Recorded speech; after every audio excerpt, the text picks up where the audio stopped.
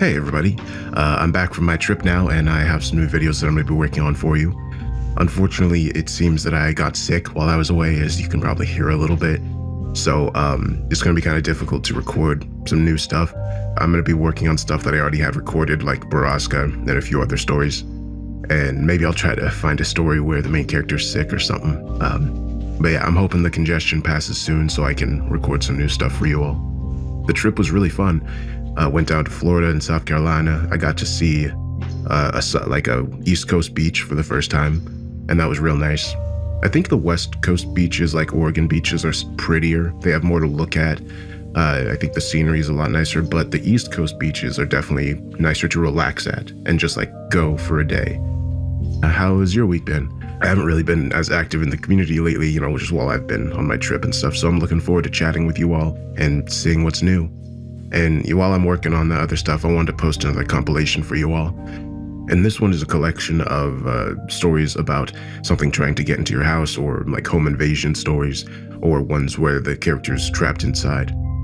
And with these compilations, I don't want to include a story in multiple compilations, so there are some stories that might be kind of obvious to be in something like this, but won't be, like Psychosis, because I included Psychosis in the Isolation compilation. I want each compilation to be unique and not have duplicate stories, but let me know what you all think. I'll be in the comments like I normally am, and I hope you have a great day.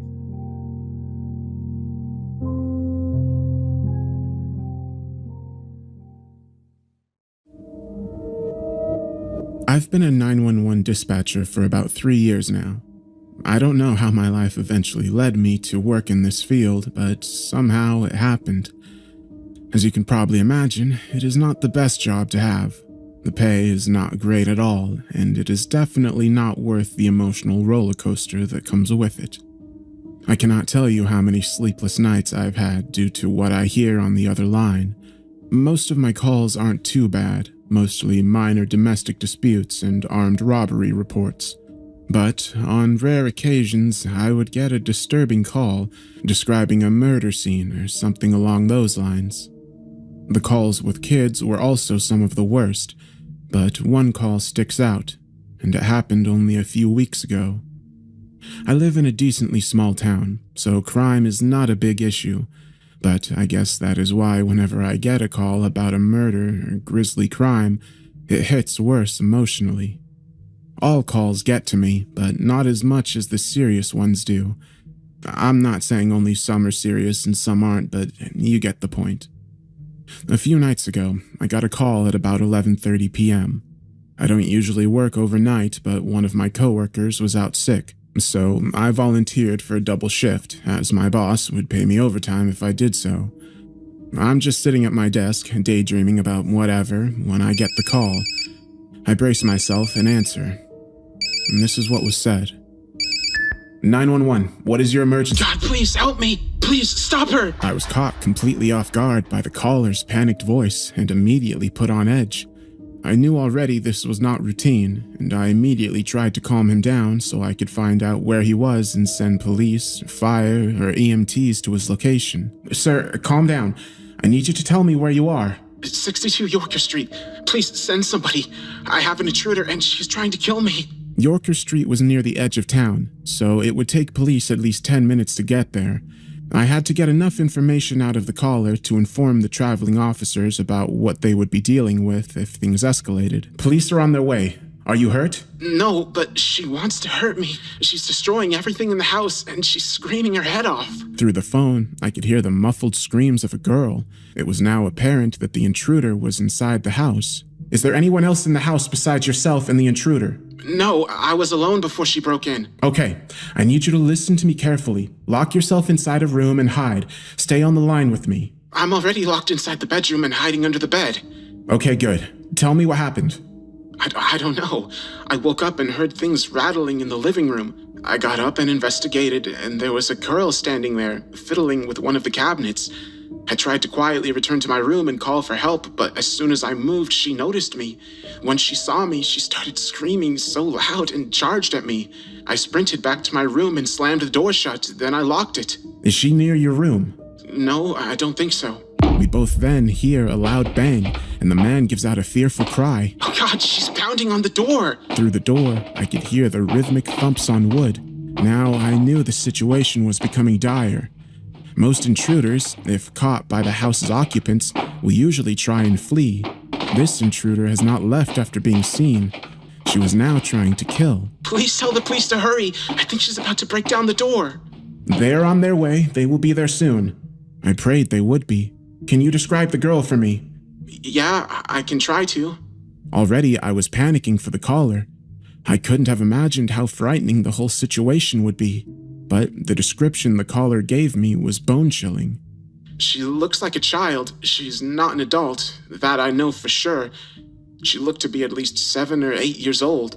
She was wearing a small skirt, and there were dark spots on it.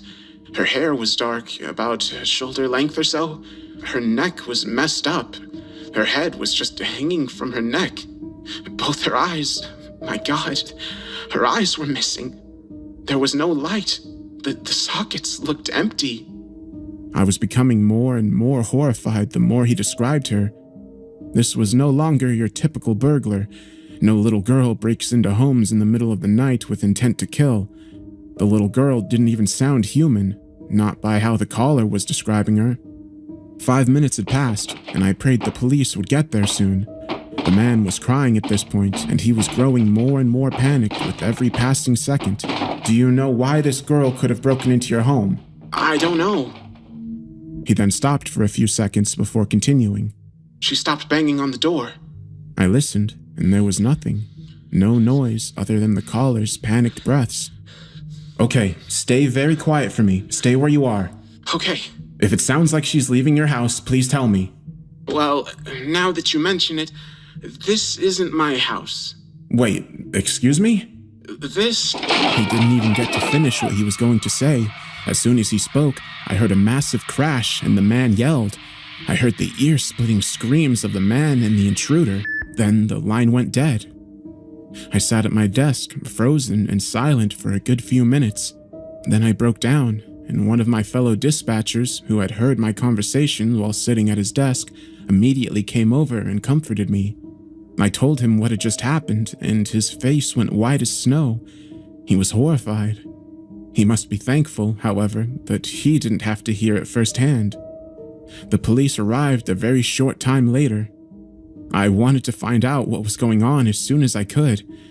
Thankfully, I have a friend of mine on the force who told me what she and the other officers discovered. This is what she told me when I talked to her the next day. The house had no forcible entry, no windows were broken, and the front and back door were locked and secure. She and the other officers on scene were dumbfounded as they couldn't figure out how the intruder got in. This either meant that the intruder was willingly let into the home, which the caller did not tell me, or that the intruder was already inside when the caller returned to the house that wasn't even his, which at the time seemed to be most likely. Nevertheless, the cops eventually were able to pry open a window and get inside to check on the caller. The house was a mess. Everything from picture frames to glasses to even a refrigerator were wrecked. It was as if a demolition crew had a field day inside the house. The bedroom door was blown off its hinges, the door was in pieces, and there were wooden shards everywhere.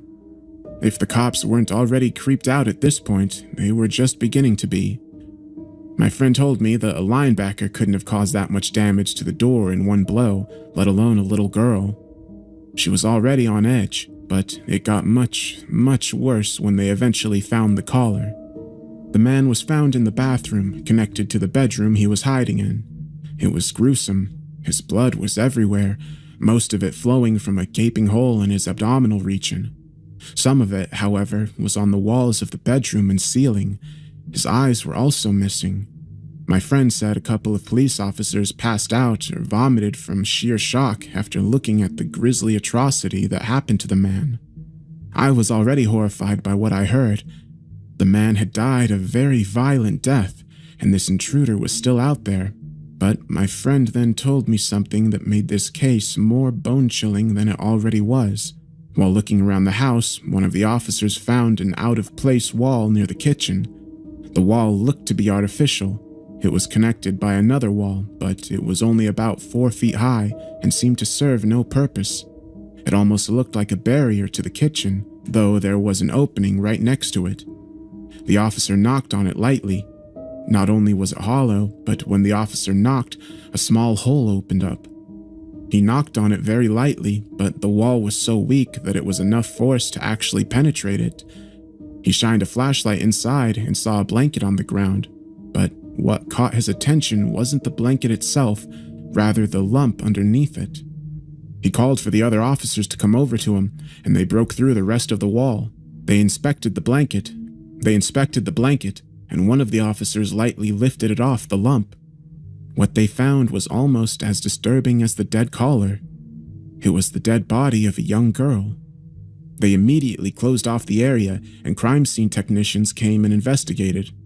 After some time, the coroner came and took 2 bodies to the morgue. A few days later, the rest of the details came out about this case. I was eager to hear what the coroner and the police had discovered, and my friend called me to tell me the rest of the story as soon as she found out. The caller had died from, and this was the exact term my friend used, blood loss from being gutted. His eyes were never found. The girl was identified as Taylor Watherton, a 9-year-old who went missing a little over 2 years ago. She went missing from a local playground, and she was last seen wearing a polka dot covered skirt. I didn't think much of it until I found a missing persons poster with her picture on it. She had black hair that ran just to her shoulders. As I was looking at her photo, I couldn't stop thinking about that skirt she was last seen in. I felt like I was missing something, and then it hit me, and I almost fainted as I remembered what the caller told me.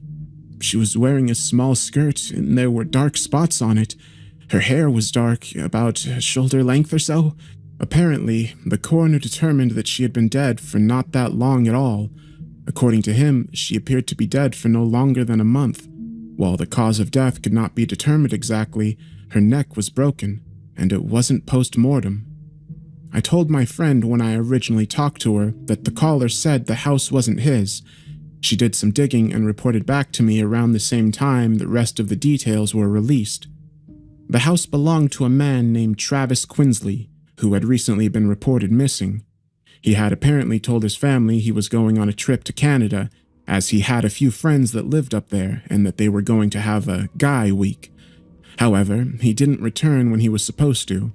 During this time, his family would rotate house sitting. His brother, Colby, was the caller. I knew what he had looked like. His photo had been shown on the news a couple of times since his body was identified alongside a missing child. He was a young man with straight strawberry blonde hair and a decent build. After talking to my friend, I looked up a picture of what Travis looked like. If he was missing, I wanted to at least have an image of his face that I could put into the back of my mind. My heart dropped when I looked at a picture of him together with his brother on one of his social media accounts. It was captioned, "Back with the twin." He looked exactly like Colby.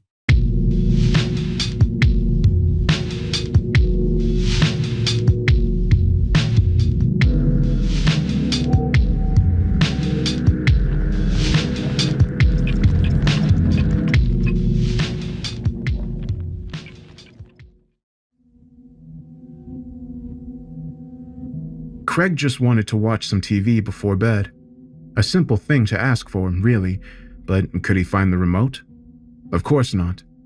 He had just begun the process of pulling out all the couch cushions when someone started to knock on the front door, rapid and insistent. He let out an annoyed grunt and looked at the clock on the wall. It was 5 minutes to 11. Who is that? From the kitchen, Elsie called out. Is there someone at the door? Yeah, can you see who it is? He yelled back. I'm busy over here. I'm looking for the remote. I can't find the stupid thing anywhere. I'm kind of busy too, Craig. Can't you please do it? Elsie hollered back. She was fixing herself a bag of popcorn, and it had just started to pop, emitting tiny, greasy firecracker explosions in the microwave. It's kind of late, isn't it?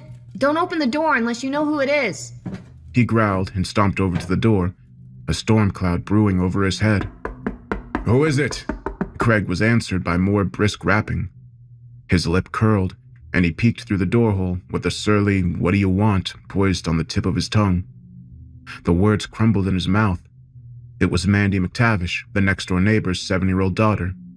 She was standing on the front porch all by herself, wearing only a t-shirt and a pair of flannel pajama bottoms in the January cold. Her tiny feet were bare and ghostly white in the amber glow of the overhead porch light. Craig gasped, "What the?" And he yanked open the door. "Mandy, what are you doing here? You don't even have any shoes on, honey. Is something wrong?" The little girl looked up at him with a frozen non-expression, perfectly smooth and neutral. Craig had time to register that her eyes seemed strangely reflective in the muted light, almost as if they were emitting a yellowish glow. And then the girl's arm suddenly shot forward in a blur, fingers hooked to seize the front of his hooded sweatshirt. And Craig flinched back from the unexpected movement, but Mandy's hand stopped just short of reaching across the threshold. Craig looked down at them in goggle-eyed surprise. "What?" Mandy squeaked out a creaky little mule and dropped her arms to her side. A thin, delicate string of drool slipped from the corner of her mouth and ran down the side of her chin. "Let us in." Her voice dragged out in a rusty, atonal drone, the exact opposite of her usually bright-eyed, lilting little chirp. This was the croak of an ancient crone, a noxious old wretch suffering through the final hours of a long, odious existence. Craig felt a shiver race down his spine. He blinked and cleared his throat. "What do you mean, us, Mandy? Is everything okay at home?" Craig looked down into the girl's luminescent gaze, and for a second or two, he found himself wanting to do just that, to step back and invite her in. But at the same time, he didn't want to, because something was wrong, horribly wrong. A finger of unease trailed down his spine, leaving goosebumps in its wake. The look on Mandy's face, the white pallor of her skin, and even though she was out there in the bitter cold in only her thin pajamas, the kid wasn't shivering in the slightest. She was just a skinny little stick of a girl. How could she not be freezing out there? His gaze had strayed down to the little girl's bare feet again. And this time, he realized they weren't actually making contact with the all-weather carpet that covered the front porch. Mandy was floating several inches in the air. There weren't any footprints in the snow behind her either. Craig's heart abruptly started to pound in his chest. He thought, this isn't Mandy. It's not her. It was a crazy thought, a nonsensical thought, but it was true. This wasn't sweet, happy-go-lucky little Mandy McTavish, not at all. This was a monster. And Craig found himself swinging the door shut. He didn't know what was going on, but he knew that it was wrong, and that was enough. "Let us in," Mandy repeated, and the door slammed shut on her strange, blank little face. Craig turned the deadbolt and slid the chain in place, his hands shaking. No, you can't come in. Go away. And Craig slowly backpedaled down the short hall, dreading the sound of another knock, and he let out a little shriek when Elsie's questioning hand settled on his shoulder. He spun around, and his elbow knocked over her bowl of popcorn. It shattered against the wall. Popcorn and shards of glass sprayed across the floor. Elsie cawed like a startled cow and smacked him dead center in the chest with an open-handed slap. Jesus, what the hell, Craig? Look what you did! What are you— Elsie, don't open the door. The words came out as a quivering plea. If she knocks again, ignore it, okay? Don't open that door. What? What are you talking about? Who's out there? Elsie pushed past him, still yammering out a barrage of unanswered questions, and Craig grabbed her arm hard enough to make her gasp. I said, don't open the door! Elsie smacked his hand away. Ouch, Craig! What is wrong with you? Her face was pinched into an expression of bewildered annoyance. Broken bowl, popcorn mess on the floor, husband gone crazy. What the hell is this? Craig scuttled after her in an agony of anxiety. His throat felt arid and tight. No one's out there. She turned to scowl up at him, still indignantly rubbing her chin. Craig, I can't believe that I'm actually going to say this. But are you high or something? I mean, really? Is this a joke? Because I'm not laughing. There was someone there. It was Mandy McTavish. She was in her pajamas and she was out there all by herself. She told me to let her in, but I didn't. I didn't dare. I don't even know how to say this, but she wasn't— She wasn't what? Poor little Mandy was out there all alone in her PJs and you didn't let her into the house? Craig! He struggled to find the words to express the terror he'd just felt, the overwhelming sense of impending doom, but he couldn't think of a way to express himself that wouldn't sound completely insane. What was he going to say? That Mandy was floating in the air? That she hadn't left any footprints in the fresh snow? He ran his hands through his hair and let out a long, heaving sigh. Something was just completely off, Elsie. I can't properly explain it, but it made my skin crawl, and Elsie turned her back on him and started to unhook the chain. He lunged at her and caught her hand in both of his. Don't! Please don't do that, hon. I mean it. Don't do it. Craig. His wife trailed off. She blinked up at him, completely nonplussed. Are you okay? No, he thought. I'm not okay. I'm scared. There was a scream outside, shrill and desperate. The Renfrews both jumped in unison. Elsie clawed back the little lace curtain that covered the door light, and they crowded together to peer outside, clutching each other like frightened children. A woman wearing only a bathrobe and one fuzzy slipper ran into view, all out sprinting down the middle of the street with her hair streaming back in the frigid breeze and her mouth gaping open to let out another scream. A smaller form streaked in from behind and slammed into her with immense force. There was a flash of movement, and then wham! 2 bodies were rolling together in the powdery snow, tumbling in a flailing tangle of limbs. There was one last shriek, high pitch and raw, and the 2 struggling forms rolled out of sight. The street was quiet again. If it weren't for the disturbance in the snow, it would have been as if nothing had happened out there at all. Elsie turned to Craig with a shocked, stricken look on her face. What just happened? Was that Vicky Pinbrook? I think it was. Keep your voice down, okay? Turn off the hall light. Turn off all the lights. But Vicky... Elsie gestured weakly at the door. No, we aren't going out there. Are you crazy? Craig reached out and flicked the switch on the hall light himself. I'm calling the cops. I don't know how I'm going to explain myself without sounding like a lunatic, but I'm calling them anyway. Craig crept back to the front door and turned off the outside light. He took another peek outside and froze. I think I'm going to bed now. Okay? Elsie's lip trembled. She was struggling against tears. I don't like this, and I'm freaked out, and I just want to go lay down. Craig barely heard what she was saying. He was too busy staring out the window with a look of horror on his face. He took a deep breath and said, Not just yet, hon. Can you come here and tell me if you see what I'm seeing? The woman with the bathrobe and single fuzzy slipper was back. Elsie was right. It was Vicky Penbrook, longtime neighbor and soccer mom extraordinaire. She was gliding down the street with her feet hovering several inches off the surface of the road, her bathrobe now loose and flapping around behind her in the stiff, icy breeze. Her face was completely devoid of emotion, slack and flat, like she's dead, Craig thought, and he felt a rash of goosebumps break out on his arms. Dead and laying in a slab in the morgue. Oh my God. Elsie whispered. Look at her feet. Her feet aren't touching the ground. Vicky stopped directly in front of their house. She tilted her head back and appeared to be sniffing the air, a predator catching scent of its prey. How cold is it tonight? Almost 20 below? Elsie turned and clutched Craig's arm. She's just about naked out there and she doesn't even seem to notice.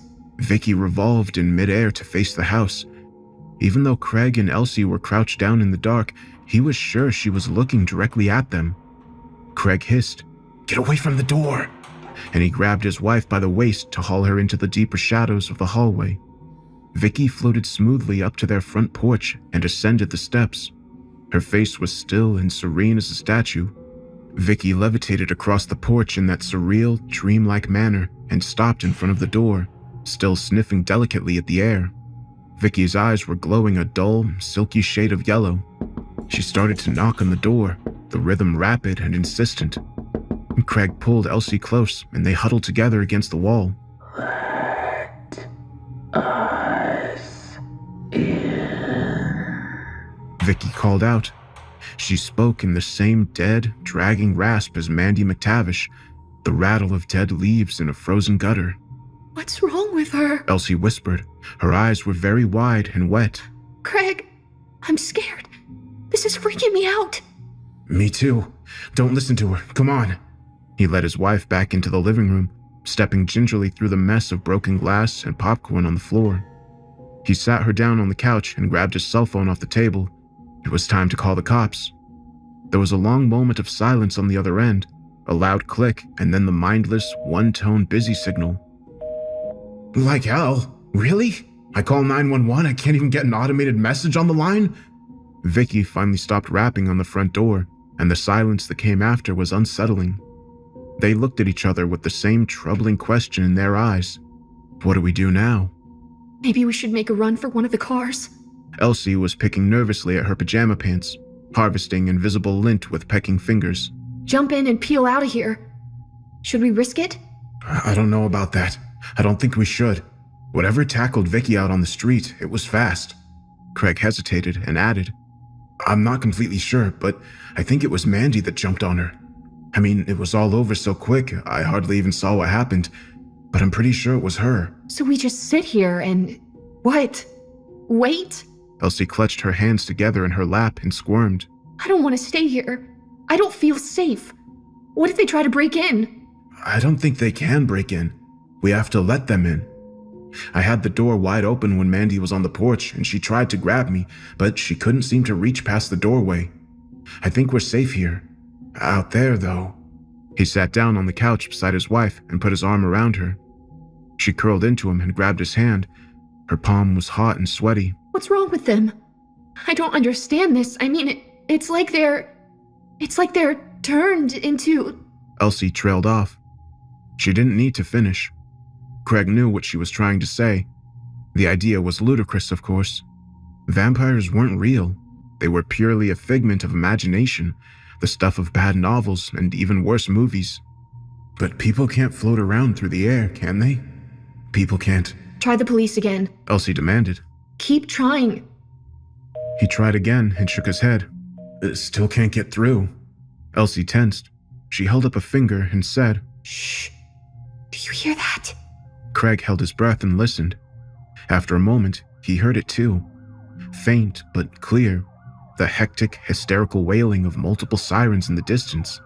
No wonder you can't get through. It sounds like every cop car, fire truck, and ambulance in the whole city is out there right now, trying to deal with this. She paused, then added, Whatever this is even... and let out an unsteady little cackle. Craig reached over and clicked off the standing lamp in the corner, plunging the living room into gloom. You were right. We can't wait for someone to save us.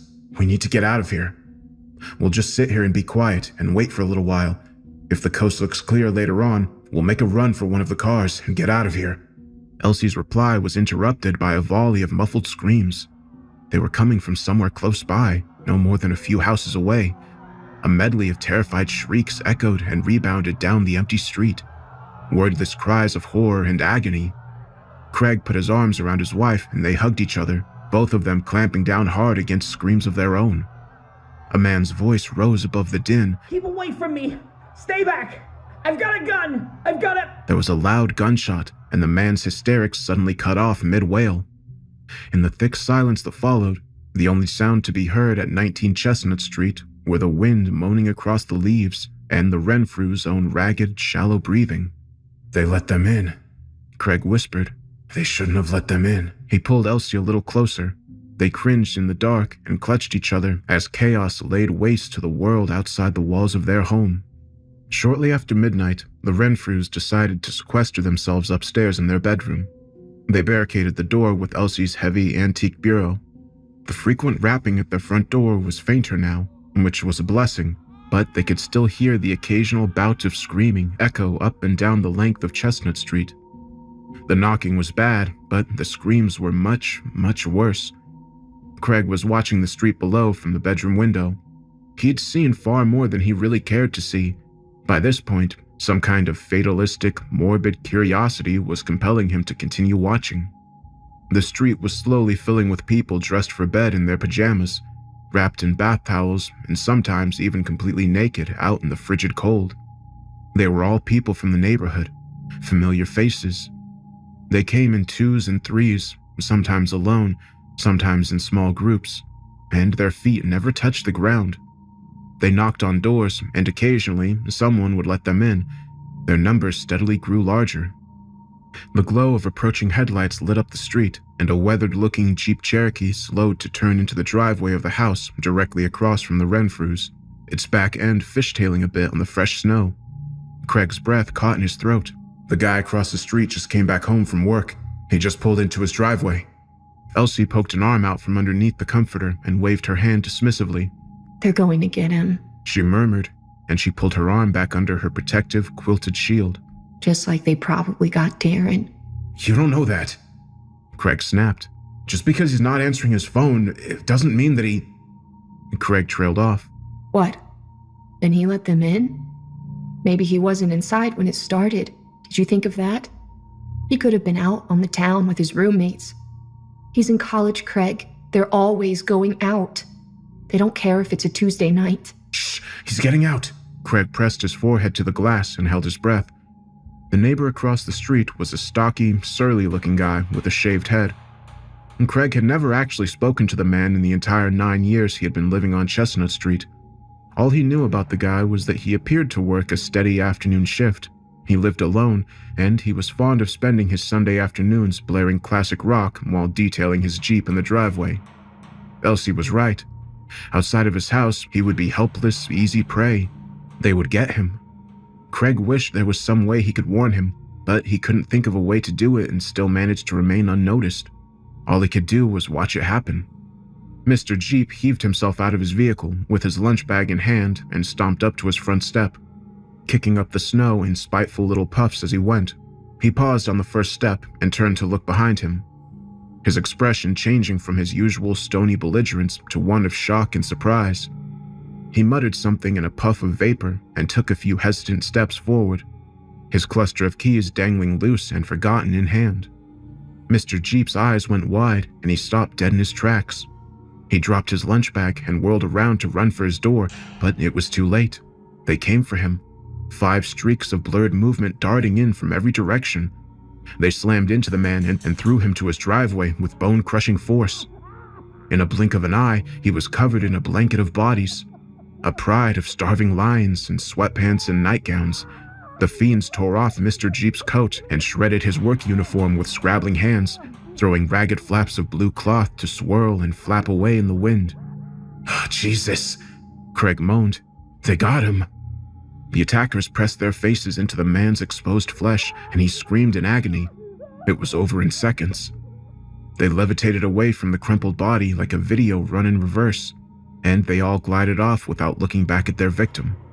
Mr. Jeep lay face down in his driveway, naked save for his underwear, work boots, and a few scraps of his uniform. His skin was shockingly pale in the glow of the streetlights. Craig couldn't see any visible wounds on the body. He turned to the lump under the blankets and said, "They ripped the guy's clothes off and they went at him like they were feeding on him, eating him, but they didn't even break the skin. Not a single scratch." I don't want to know the details. Don't tell me anything like that, you got it? I don't want to know. They were feeding on him, but what were they eating? What did they take from him? His soul, he murmured, and he instinctively knew this was the correct answer. He nodded to himself thoughtfully and turned back to the window, morbid curiosity pushing past his fear. How long would it take for Mr. Jeep to turn? Craig froze. Mr. Jeep was already on his feet, and he was looking directly up at their bedroom window. But he wasn't really on his feet so much as he was hovering several inches in the air, impossibly weightless and buoyant. The streetlights were shining brightly in front of his house, but Mr. Jeep wasn't casting a shadow on the ground behind him. None at all. Craig backed away from the window. He decided he'd seen enough for tonight. He sat down on the bed beside Elsie and waited for the knock on his front door. Moments later, it came, loud and insistent. Elsie squirmed beneath her blanket fort. Craig rubbed her back until Mr. Jeep finally gave up and wandered off. He lay with her on the bed for a while and tried to think what they could do to save themselves. Their situation was bleak. He whispered, "Should I try the radio again? What do you think, honey?" Elsie didn't answer. Craig sighed and clicked on the little radio alarm clock on the side of his bed. An hour ago, most of the stations had been broadcasting pre-programmed blocks of music, or dead air, which was troubling. But now, almost all of them were blasting out an emergency broadcast message on a repeating loop. It consisted of several seconds of a high-pitched tone followed by a robotic-sounding voice that said, "A wave of violent civil unrest has spread across the nation. Martial law has been declared. Please stay inside and do not attempt to travel. Do not let anyone enter your home. Lock your doors and wait for further instruction." Shut it off. There's not going to be any further instruction. No one's coming to save us. "You can't say that." I can. Haven't you noticed yet? The sirens? "What are you even talking about? Jesus, Elsie, why can't you try to... Craig closed his eyes and bit down on his growing irritation at his wife's frail, washed-out fatalism. Of course she was losing hope. Why wouldn't she at this point? The entire world was falling apart around them. The sirens. Do you hear them anymore? Craig held his breath and listened intently. But once again, Elsie was right. He couldn't hear them anymore. At some point in the last hour, the hectic background of emergency vehicles wailing in the distance had fallen silent. He turned the radio off. He was unsurprised to see that the missing remote for the living room TV was sitting on his nightstand, teetering on top of a pile of change. He considered going downstairs to check the news stations and decided against it. The same message was probably scrolling across the screen on every station. Why bother? "What the hell is that?" he whispered, but he already knew what it was. It was the sound of cold fingers tapping on glass. Craig looked over at the window and strangled back a shriek. Mr. Jeep was floating on the other side of the glass, his eyes glowing that hypnotic, dreadful shade of amber. The shredded remains of the man's work uniform fluttered in the wind, his mouth was moving, and Craig didn't have to be a lip reader to understand what he was saying. "Let us in." And Craig took in a deep, shuddering breath and forced himself to stand. He shuffled over to the window on legs like rickety stilts and dropped the blinds down. He pulled the heavy curtain panels closed. The tapping continued.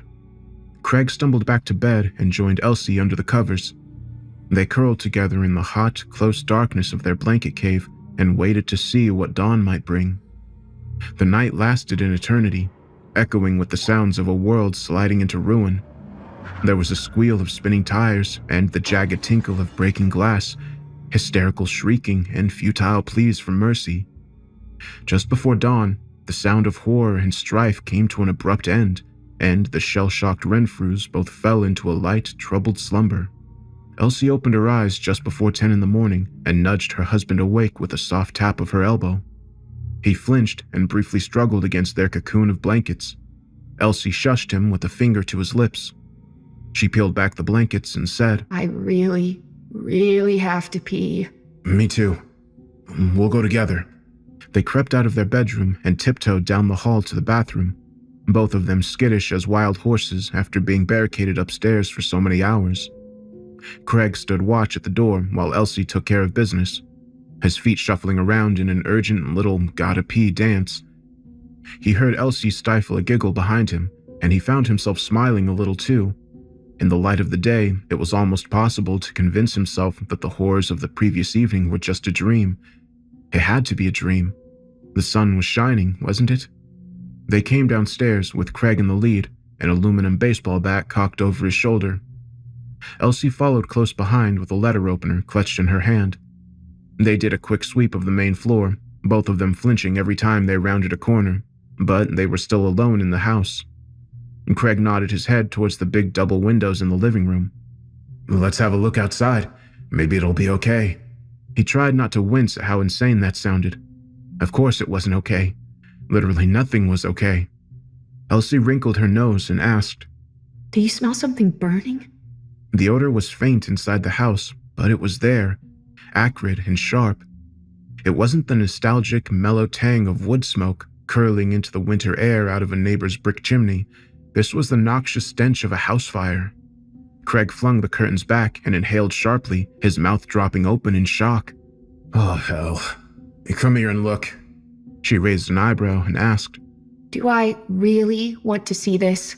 Craig didn't answer. He couldn't. He was speechless. The wind had died down overnight, and the still air outside the window was heavy with the haze of dirty, gray, black smoke. 2 house fires were visible from the window. One was guttering out on the next street over, and the other was burning fiercely just a few houses away. The neighboring homes were heavily scorched on either side of the inferno. It would be a miracle if they didn't go up in flames as well. Most of the houses in view had their front doors standing wide open, including the house that was burning steadily to the ground. The open doorways looked like mouths, yawning wide to let out a despairing scream. Further down the street, an overturned car was lying on its hood on the sidewalk. It appeared to have been flipped over by brute force. The driver's side door had been torn off its hinges and flung into somebody's front yard. Mr. Jeep's insulated lunch bag was still lying in his driveway. A large, shaggy-haired shepherd mix trotted across his front lawn and flipped it over with a questing snout, sniffing for leftovers. Finding nothing of interest there, the dog strolled away, its body language stiff and alert. Well, so much for it being a dream, Craig thought, and he struggled against the urge to sit on the floor and start bawling like a toddler. It was real, all real. Now what? Elsie joined him at the window. She gasped at the mayhem outside. I think it's the end of the world. Houses are burning down and there's no one left to care. Where did they all go? Craig waved his hand at the empty street outside. Those things were all over the place last night. I saw dozens of them. Where are they? Basements. Elsie murmured quietly. They're hiding in closets and under beds, hiding away from the daylight. Isn't that what You don't have to say it. Elsie flinched. The words weren't supposed to come out as a harsh bark, but they did anyway. Elsie shrank away from him. He softened his tone and tried again. I think you're right. They're not pounding on the door right now, so they must be hiding somewhere, waiting for sunset. It's a good time for us to get dressed and get out of town, because we can't stay here again tonight. Where are we going to go? Elsie ground her palms against her eyes and blinked up at him. She looked dreadfully tired and diminished. Seriously, where could we go? There was an emergency broadcast on every single channel and radio station. The internet isn't working either. This is obviously happening all over the country. Maybe even the entire planet. Who knows? Where are we going to drive to, Craig? A deserted island? I haven't figured that out just yet, hon. I'll admit that I don't know what it's going to be like out there on the road, but I'd honestly rather take my chances out there than... The roads are going to be a freaking mess. You saw what happened to that car out there. Yeah, that'll be us. We'll get stuck somewhere behind a pileup of cars, and when the sun sets, we'll be screwed. They'll surround the car and rip off the doors, and that'll be it. Listen to me, Craig snarled, and he resisted the sudden urge to grab her by the arms and shake her. He gritted his teeth and said, I think we very well might be the last people on this damn street. When the sun sets, this is where they'll be coming, Elsie. All of them. The whole neighborhood. All of them knocking on our doors and tapping on the windows until dawn. And they'll come back tomorrow night too. They'll come back every night, over and over again. I don't know if I can face that. Can you? Elsie paled. She hugged herself and sighed. No, I don't. God, no. At Craig's insistence, they both wore heavy boots and bundled up in layers.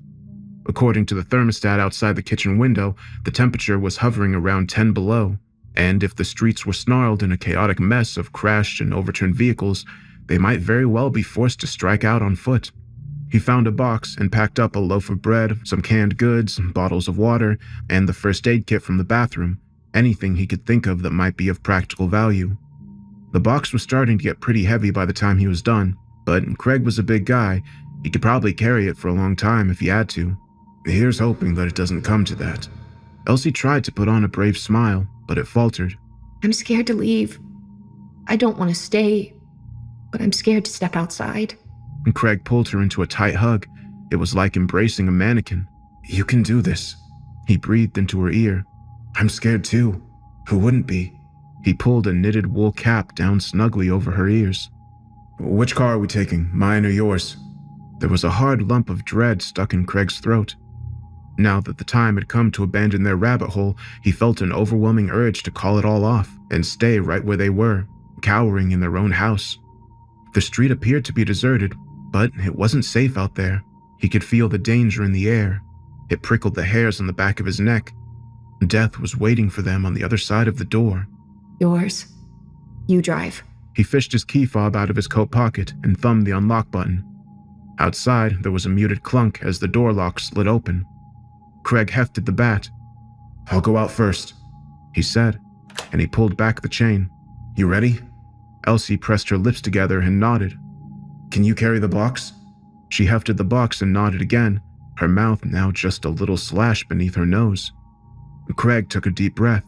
"Okay, let's go." It wasn't until he was bleeding on the driveway that Craig would remember the dog he'd seen sniffing at Mr. Jeep's lunch bag. By then, it was far too late. The air outside was frigid and tainted with the caustic stink of scorched paint and burning drywall. One of the houses beside the inferno down the street was starting to catch, and the smoke was floating along in thick, choking clouds. Craig held up the bat in a double-handed death grip and charged out the door, Elsie close behind him.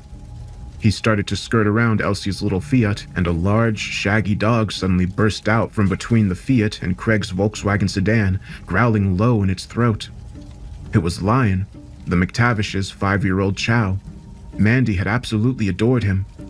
They had often rolled around together in the McTavish's front yard, giggling and slobbering and grunting the afternoon away as the sun shone benignly from its lofty perch in the big blue sky overhead. He licked his lips and croaked, "Hey, big guy, take it easy, buddy, okay?" Craig had always known Lion to be an amicable, tail-wagging sort of fella, but at some point during the course of the previous night, something had changed his demeanor entirely. The burly chow's body language was aggressive and tense, the stance of a dog who was about to attack. Lion's eyes were normally mild and slightly sad-looking, the eyes of a good old boy living in a state of melancholy peace with the easy world around him. Now they bulged from their sockets like twin spheres of volcanic glass, blank and merciless. Lion, you stop growling. Bad boy. You... The McTavish's dog answered with a murderous-looking snarl. He reared back on his haunches and coiled to leap. There was no time to turn heel and run. Craig grasped and swung the bat as hard as he could at the dog's wild, fluffy skull. It darted aside, and the bat pinged off the snow-covered blacktop, sending a puff of powdery white into the air and a painful shiver up his forearms. The chow came at him with snapping jaws, and Craig backpedaled, swinging the bat in front of him in swift, desperate little arcs. Shit, get back in the house! Craig bumped into Elsie hard, and they both lost their footing. She dropped the box of supplies and fell to the ground. Craig immediately tripped over her legs, landing heavily on top of her. The only coherent thought in his head was, "Don't drop the bat, don't drop the bat." Elsie shrieked, No! Bad dog! and a split second later, Chow was on them. Craig lashed out with the bat, and Lion ducked beneath his awkward swing, darting in to drive his fangs deep into Craig's upper thigh. He shrieked up into the heavens and ran the wide end of the bat into the top of the dog's head. Lion let out a strangled whine and shook his head savagely. Skin and denim tore beneath the dog's fangs. Rivulets of crimson ran down his leg and stained blood flowers in the snow. Craig screamed and hammered Chow a second time, then a third. The beast clamped down even harder and started dragging him back to its hiding place between the cars. He frantically pummeled at the dog with the bat and screamed for help. Elsie leapt to her feet and yowled. She planted her boot into the dog's side, and he responded by giving her husband's leg another shake and dragging him away even faster. Elsie grabbed a double handful of Craig's coat and began to engage the beast in a fierce tug of war. Lion gave her a wide, primal grin from around his mouth full of Craig's upper quadriceps and heaved with all his might, dragging them both several more feet through the loose, grainy snow. Craig screeched and battered away at Chow's head and neck with renewed vigor. His head was buzzing from agony and panic. The leg of his jeans was soaked through with blood, warm and steaming in the sub-zero air. The dog squinted his eyes shut against the bludgeoning and kept hauling Craig across the driveway, almost robotic in his determination to carry the human away and maul him to death. "Get off me!" Craig dropped the bat and ripped off his thick leather gloves. He drove the tips of his thumbs into Chow's slitted eye sockets, hooking his fingers deep into its mane for leverage. Lion finally released his leg and tried to shake him off, whining and yipping against the agonizing pressure. Craig held on for all he was worth and kept pushing with his thumb until he felt the dog's eyes pop. The animal screeched and went wild in his hands, snapping its teeth and flailing. He rolled, the dog's head still trapped in his hands, and he shoved the thick-set animal beneath the Fiat's front bumper. wedging him deeper under the car with a few hard kicks with the sole of his boot. Blinded and trapped, the Chow descended into a writhing, snarling frenzy. Elsie hollered, Oh my god! and rushed to his side. She hooked her hands beneath his upper arm and tried to haul him off the ground. Craig used the baseball bat like a crutch, and together they managed to heave him to his feet. His entire body was trembling and cold, so cold, except for the shredded wound on his leg. It burned like hellfire. Back inside, he gasped. Hurry! They took 5 or 6 lurching steps together before a matted-looking golden retriever came streaking in from down the street. It latched onto the sleeve of Elsie's coat and started trying to pull her to the ground. Elsie squealed and attempted to kick the animal in the chest, but it hopped back and yanked her around in a circle, trying its damnedest to throw her off balance. Craig lurched into the fray and brought the bat whistling down onto the dog's back. The retriever let go of Elsie's arm and turned to fight its new opponent, fangs bared to kill. Craig roared down at the snarling animal and whacked it across the head with an air-whistling blow. The dog went spinning into the dead remnants of last year's flower bed and lay there, its hind legs kicking spastically in the air. 2 more dogs came racing up the driveway, a terrier mix and a bulldog. Craig shoved Elsie up the front steps and clambered stiffly after her, hopping backwards with his lips skinned back from his teeth in a grimace. Don't let them get in! And stopped to face the dogs at the top of the stairs, squaring off with them as Elsie scurried through the front door. He swung hard, and the terrier flopped bonelessly down the steps, its coal black eyes staring at nothing.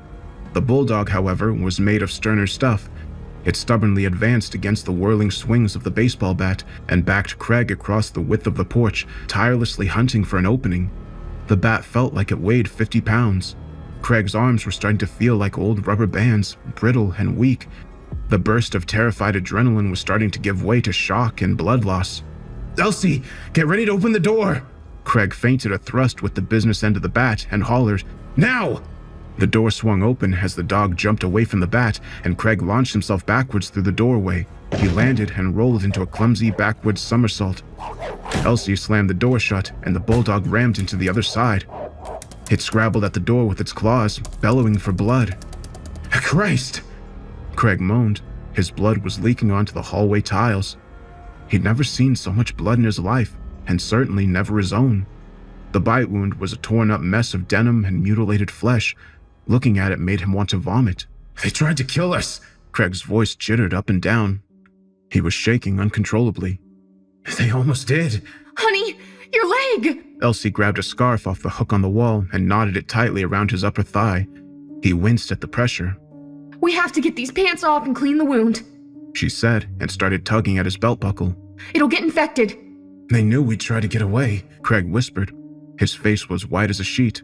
They're using the dogs to keep us trapped inside. They're making sure we'll still be around when the sun sets. Here, let me do that. Elsie stood up and peeked out the window. Her face went pale. There's at least 10 of them now. All different kinds of breeds. It looks like most of them are wearing collars. They were all someone's pets. Not anymore. What are they doing? They're just pacing around the yard. Waiting. More of them are coming now. There's 15, 16, 17. Damn it! What are we going to do? Elsie's words were gray and hopeless. What can we do? Nothing, Craig said, and he leaned against the wall. His head was swimming. Absolutely nothing. We're trapped. The power went out an hour before sunset, and it stayed out. Fortunately for Craig and Elsie, they had a fireplace installed in the living room a few years ago. Normally, it was used for a more aesthetic reason, but it did throw off a little heat, enough to make the living room tolerable. Elsie went upstairs to retrieve blankets and pillows, while Craig hunted around the kitchen for some candles. He lit a few around the living room and gave Elsie a curdled, cheerless smile. I had to turn the water off. The pipes might freeze downstairs. Elsie shrugged. She pointed to the candles and said, Should we have these lit? I don't know if it's a good idea. They know we're here. Would you rather sit here in the dark? No. Me neither. Craig held up a bottle of Jack Daniel's whiskey. He gave her a waning smile and said, We should drink this. I think it'll help. But you took those codeine pills for your leg. Should you mix them like that? I'll be fine. Here, Elsie reached for the whiskey. She took a swallow straight from the bottle. grimaced, and then took another one. "It's going to be a long night," Craig said. "Drink up." She braced herself and tipped the bottle back again, then made a face and coughed. Elsie pushed the bottle back into Craig's hand, and he had a few good nips from it himself. The whiskey burned down his throat and lit a cozy fire in his stomach. It would warm the chill in their bones and dull their senses. It would help them cope with their awful new reality, if only for the night. They stood at the living room window and watched as the indigo blue of winter twilight deepened into a dark violet of nightfall. Sensing the imminent arrival of their horrible new masters, the dogs slunk away with their tails between their legs, seeking shelter from the sharp bite of the cold. As the stars began to wink to life in the black sky above, the new residents of Chestnut Street started floating into view. The streetlights were dark and dead, but between the moon and the guttering house fires, the street was lit with an anemic, flickering glow. It was bright enough for Craig and Elsie to watch as they slowly gathered out front, a silent crowd of emotionless faces. Many of them were children. The youth of Chestnut Street would never age. They would never grow tall and confident, never graduate school and move away from the neighborhood to start families of their own. They would never evolve into the people they might have become. The lost youth of Chestnut Street belonged to the moonlight now, and in its sallow glow, they would remain children forever. The ghouls moved in to form a ring around the house, and, as one, their dead voices rose up together in a chant. "Let us in," they said, and with those words, there was a promise of peace. It was very simple. Craig and Elsie could either freeze and starve within the cold tomb of their home, or they could open the door to the mob outside. One death might take a number of days, and the other would be over in a matter of seconds, but both were equally horrific in their own way. Dead forever, or forever alive, those were the two choices. Because life as they knew it was no longer a possibility. No matter which end they chose for themselves, no one was left to remember their names. All they had been, or ever could be, all of it would be extinguished forever. If they gave themselves to the crowd, they would become one with the others. One voice, one hunger, wandering and wanting for all of eternity by the cold and indifferent light of the moon. And if it ended the other way, well, there would be nothing at all. Craig couldn't decide which one was worse. Elsie asked Craig if he thinks it hurts them, if they can still feel. "I don't think so. I don't think they feel anything at all. They're not aware of what they are or who they used to be. They just are. No past, no future, no concerns at all except for their hunger. There's only the here and now." The chant outside went on, slow and deliberate, maddening. Craig and Elsie sat in front of the fireplace and drained the bottle to the last drop, mostly in silence. When the booze was gone, she curled up against him on the couch, saying she loves him and that she's glad she gets to spend her life with him. She tried to say something else and started to cry instead, raining hot, bitter tears onto his shoulder. Craig pressed his lips together in a tight, quivering line and held her as she let it all out. After a while, her chest-shaking sobs died down into sniffles and she drew away from him. Her face was stony and brooding. "It'll be okay," he mumbled. His head was swimming with the booze and pills. We'll get through this, hon. It'll be okay." No, it won't. It won't be okay. Don't say that. Don't say anything. Just... When the last of the candles guttered out with a hiss and a tiny puff of smoke, they stuffed the twisted wads of Kleenex into their ears and wrapped themselves in a cocoon of blankets by the fire. The combination of booze and sheer physical exhaustion quickly pulled Craig down into a deep, murky unconsciousness.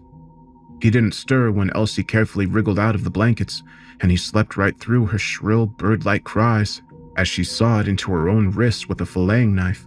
Craig didn't know what she'd done to herself until he literally stumbled over her body the next morning, tripping over it and landing on his hands and knees in the puddle of her cold, tacky blood.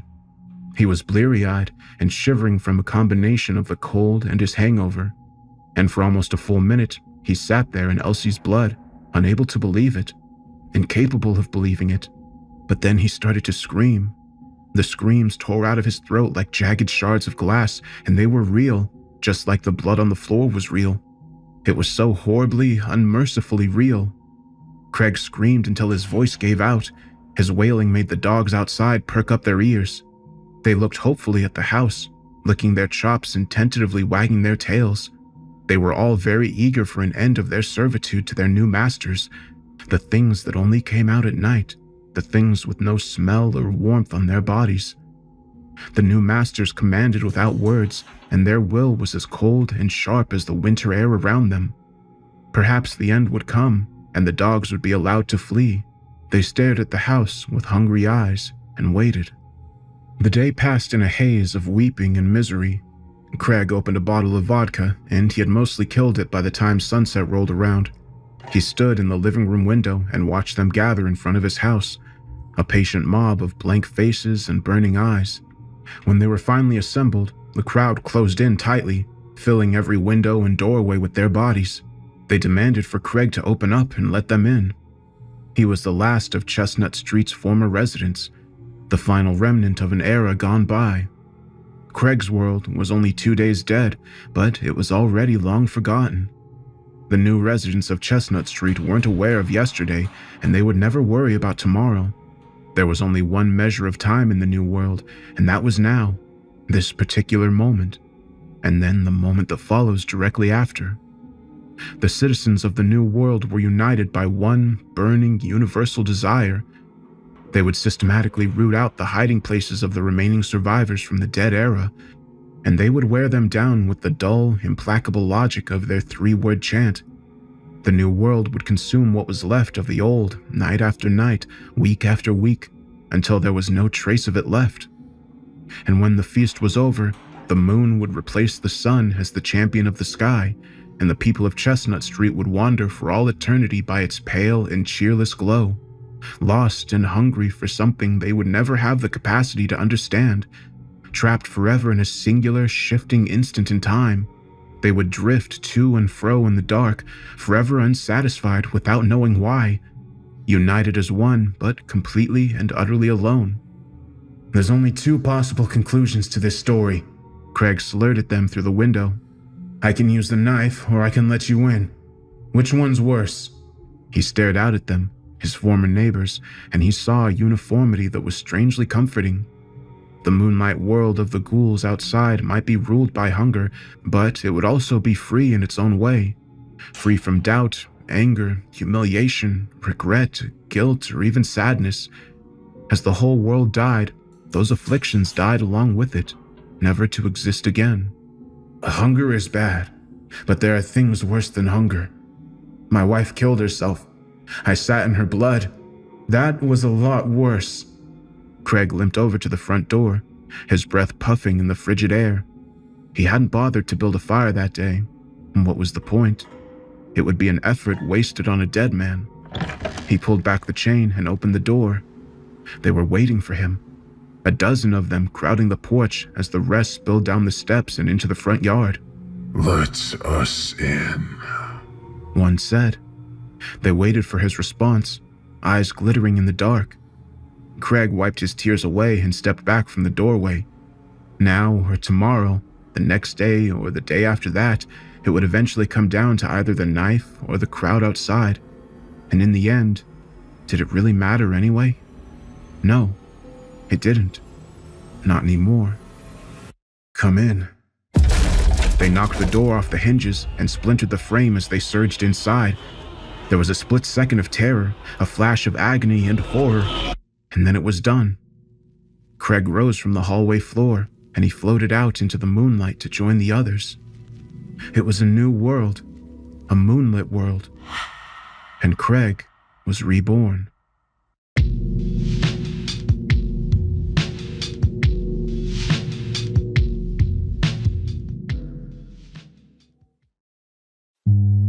I've been losing an average of 30 minutes of sleep every night for the past 10 days. Now, I'm down to a paltry 4 hours and 30 minutes. My walls are beginning to shift and my vision is blurring. I have to focus. I need to focus. Someone out there has to know. Does anyone know why the garbage collectors have switched to the night shift? Even asking it sends shivers down my spine. It's late, and soon I will hear them turn up to collect. I can't sleep upstairs anymore, not where they can see me. Now I sleep in the living room with my gun propped up against my shoulder, the weight a stern reminder that I am present, I am awake, I am a threat to them. They won't try anything if I'm a threat to them, right? I'm sorry, let me explain. My name is Tyson. I'm a farmer with a thriving family, a loving wife, and 2 bright young boys. We live in a very remote area that requires a significant amount of divergence for basic services. I won't say where, I won't risk my family or my business, especially knowing what kind of armchair detectives there are out there. I respect what you all do and fear you in equal measure. So I'd rather throw you a bone you can thoroughly chew on, as opposed to delving into mine and my family's personal info. What I can tell you is this patch of land has been in my family for 6 generations, was not acquired illegally, built on sacred land, and to the best of my knowledge, has never had a violent occurrence or bloodshed. We're normal, hard-working folks who have always tried to do right, which makes what is going on here all the more difficult to understand, to quantify and reason with when the basic logic gives way. I hear you. You're undoubtedly scratching your heads and asking, why are garbage collectors such an issue? And I don't blame you. I'll get to that. Something shifted by my gates. No sound. Can't be the garbage men. You hear them a mile off. They're not subtle about making their presence known. The first night they turned up was so startling that I honest to God thought we were being robbed by the most unprofessional thieves this part of the world had ever birthed. Rambunctious, loud, and borderline jovial in their candor. It was always the same, each and every time. The sounds of the huge mechanical vehicle roaring as it drove up my dirt road, crushing twigs and kicking up dirt as it ground to a stop by the gate some 50 feet from my front door. 2 thuds, boots hitting the ground, stumbling over the main gate where our trash was left for the garbage men on Tuesday. Usually a couple of surly men got out, grunted, and hauled ass out of the area as soon as possible. These 2 couldn't have been happier to be there from the sound of things. Young men, the smiles almost visible in their tone. This the one, Bill? Looks ready to me. I reckon it is, Jeff. Let's get her done. A laugh, a high five, the sound of something being dragged and thrown into the truck before they'd back out of the driveway and go off into the night. Unusual, right? My wife and kids certainly thought so, especially when the trash was still there the next morning. Maybe they were some weird kids pulling a prank. My wife Lucy remarked, taking a sip from her coffee and glancing nervously at the window. I think she was saying it more for our boys' benefit than our own. I nodded and ushered them away from the windows, told them to go play. The next night it happened again. No specific time so much as that dead of night period between 1 a.m. and 3 a.m. when the world falls totally silent around you. None of our animals made a peep during that time frame, nor did we dare to, because when we heard them roll up again, we were paralyzed with fear. It took a few minutes to realize it, but when I looked to my wife and she returned my fearful glance with a wide-eyed stare and a nod, we scooped up the boys and huddled in our bed. The exact same sounds, the exact same timed footsteps, the exact same conversation. We heard them drag something wet into the truck before leaving after maybe 15 minutes. My younger boy, Jace, was always anxious, and hearing this uncanny valley shit at his age sent him into a panic attack. We spent the remaining time soothing him, while my older son, Travis, took to peering through the window with me. Our pig pen that lay some 40 feet to the right of the house had the door ripped off the hinges, and a blood trail leading from the entrance all the way to the farm gates where the garbage men had been. When we mustered up the courage to inspect further, the pigs were silent, unmoving, and staring at the long dirt road that led away from the home, the tall trees that littered our farm looming overhead as if to silence them from telling what they'd seen. We tried calling the city council to complain, but they were as perplexed as we were, said trash pickup was still Tuesday, and that since it was only Sunday, we weren't due.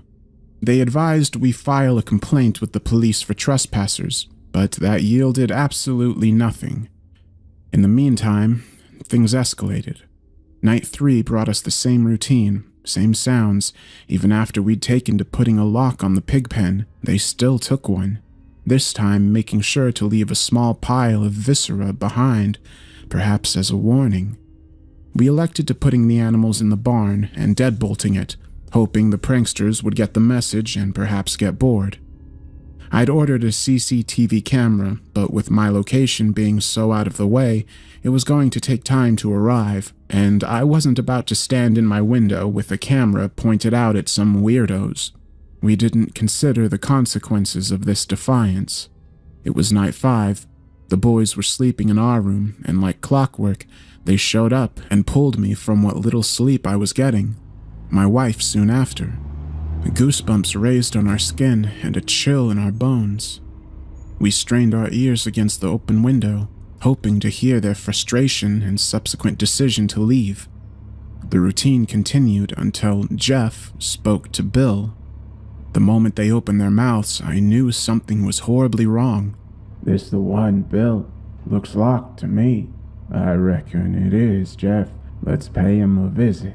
They rattled our front doorknob and politely knocked at the door. 5 rhythmic knocks, 5 seconds of silence, 5 more aggressive knocks.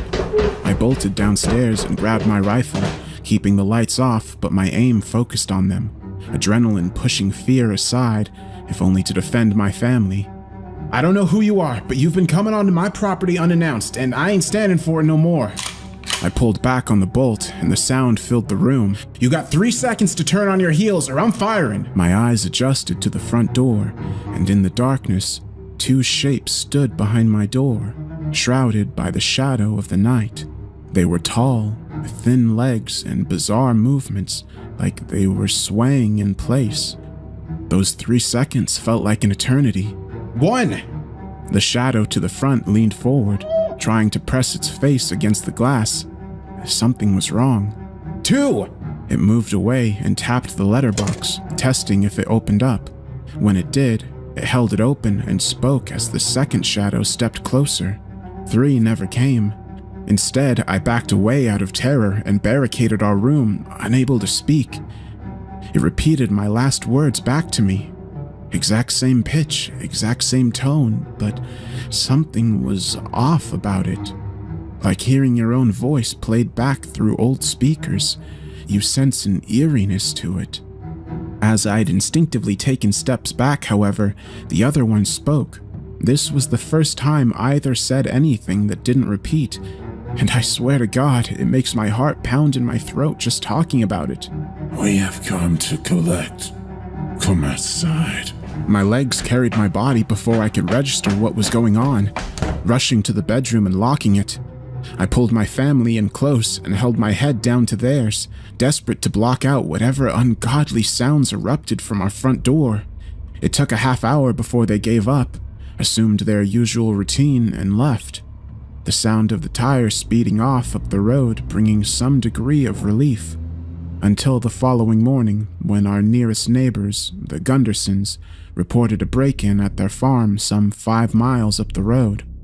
The perpetrators had smashed through the gate, entered the barn, and done such violent acts to their cattle that of the 10 of them that had been attacked and mutilated, only 2 survived and were immediately put out of their misery by the patriarch, Ted. You've been having problems with these sons of bitches too, Ty? He bellowed down the phone once I began retelling our sleepless events. Shit, you sound like hell and probably look worse than the cows at this point. I ain't having it. You got a young family to support, and when they hurt one of us, they hurt all of us. Tonight, we put an end to it, you hear? I nodded, agreeing to stake out our property that night and do whatever needed to be done. Hands still shaking, I grabbed a stiff drink from the cabinet. Never been much of a drinker. Most of this was my dad's for the tougher times. But if times weren't tough now, I don't know when they would be. Ted rolls up around 11 p.m. Wife and kids are asleep, and we shoot the shit in the living room for a while. mainly discussing how the harvest had gone and what we could do to protect our livestock in this day and age. The conversation petered off, as they often do when a night draws on, but it was as we fell silent that the realization swept over us. We were going to confront these people tonight. I gripped my gun a little tighter as Ted gave me an assuring nod, peeking out the window for any signs of the garbage men. Son of a... my farm! He bellowed, springing to his feet and bursting out the door before I could get a word in edgewise. He was halfway down the road before I could ask him what he was doing. He turned, his eyes wild with fear and rage, pointing a shaking finger to the small shape that was his house far across the hill.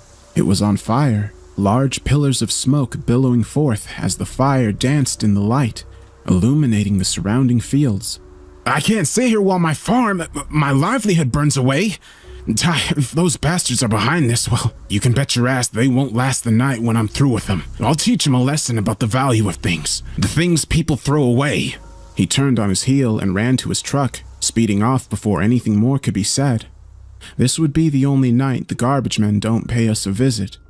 I get a bit of extra sleep, but my wife doesn't. She just stares out the window at the Gunderson farm in the distance and shakes her head. She knows how there will be no help on the horizon. She knows how close we are to that fate, and seeing that scares me to death. The 8th night, they arrive with no vehicle sounds, no grand build-up to the crescendo of their routine. They whistle softly as if calling an animal, patient in their call as they scrape something around in the dirt. I'm crippled by fear and cannot dream facing them. I look around in the dark and see Lucy is still asleep. Travis is snoring in the corner, but Jace is wide awake and transfixed, and staring at the window overlooking our driveway, reaching out to open it. I leap out of bed and just about tackle him away, the shock of waking up to such a violent affair sending him into a panic attack as the entire family snaps awake in a frenzy, shouting over one another as he cries uncontrollably. This has got to stop, Tyson. We can't do this anymore. We can't live like this. Lucy was exhausted, her eyes barely open and her teeth chattering. In the moment of silence between us, the whistling started again, almost mocking in its tone if it weren't for the sinister giggling behind it. Shut up! Shut the fuck up and leave us alone! She screamed, walking towards the same window. It took everything I had to hold her back as she fell to pieces in my arms, the entire family crippled by nerves and a lack of sleep. It was only when one voice cut the air that the final night's events were set in motion. The things people throw away. Oh no, Ted. One look into my wife's eyes and I knew what she was thinking. There was no stopping her. She darted around, packing the kids' clothes and any essentials she could find, ignoring the whistling outside and instructing our boys to focus on getting whatever they needed. You do what you need to do. I don't care if the nearest town is a 3-hour drive or I undergo the 7-hour drive to my mom's. I will not stay another night in this fucking house, not until they're gone. She was almost delirious, fueled by fear and anger as she darted around like a hurricane, turning over tables to get what she needed as if prepping for a weather event. Within the half hour she'd been rushing around, the noises had faded and the outside once again fell silent. I couldn't leave the house. It'd been in our family's lineage for generations. We'd been born here, lived here, and died here no matter what. As the head of the family, it was my job to stay here and protect it, even if I couldn't protect those that I loved most under its roof.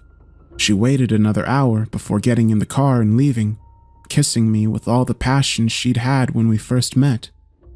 I told Jace he had to be strong and that he'd one day conquer his fears because I believed in him. I told Travis that as the eldest, he needed to protect them like his life depended on it. Then, just like that, I waved them goodbye and promised I'd join them at their grandmother's house when this was all over. Now, all that was left was to sharpen my resolve and to find out what this was. I took the chance to try and get some sleep during the day, but no matter how hard I tried, it wouldn't come to me. So, liquid courage it was. One way or another, this was going to end. Night 9, the penultimate night. Not a sound. I mean, that is the most literal sense. The wind didn't move, the trees didn't speak, not a single blade of grass danced, and no dirt was kicked up. Everything was silent. So silent, my own thoughts were amplified in this void of sound. Every insane thought of what could happen flitted through my mind and forced me to double-check every window and door, triple-check the locks, and ensure no oversight was left. Couldn't let them get an opportunity, even if it's just me. I know they're watching, even now. If I didn't know any better, I'd have said a shadow moved just behind the porch window. Can't be sure, not without checking. I think they were biding their time, keeping me on edge to make sure I knew they could step in whenever they wanted and do as they pleased. But I kept my nerve. I resisted the urge to bolt to the truck. I've got my whiskey and I've got my gun. I'll see this through, even if it kills me. Night 10. Now we're all caught up. I checked on the animals this morning, and what was left was a pile of bones, flesh, and waste. They'd been taken the night before, and I don't know how I didn't hear during the silence.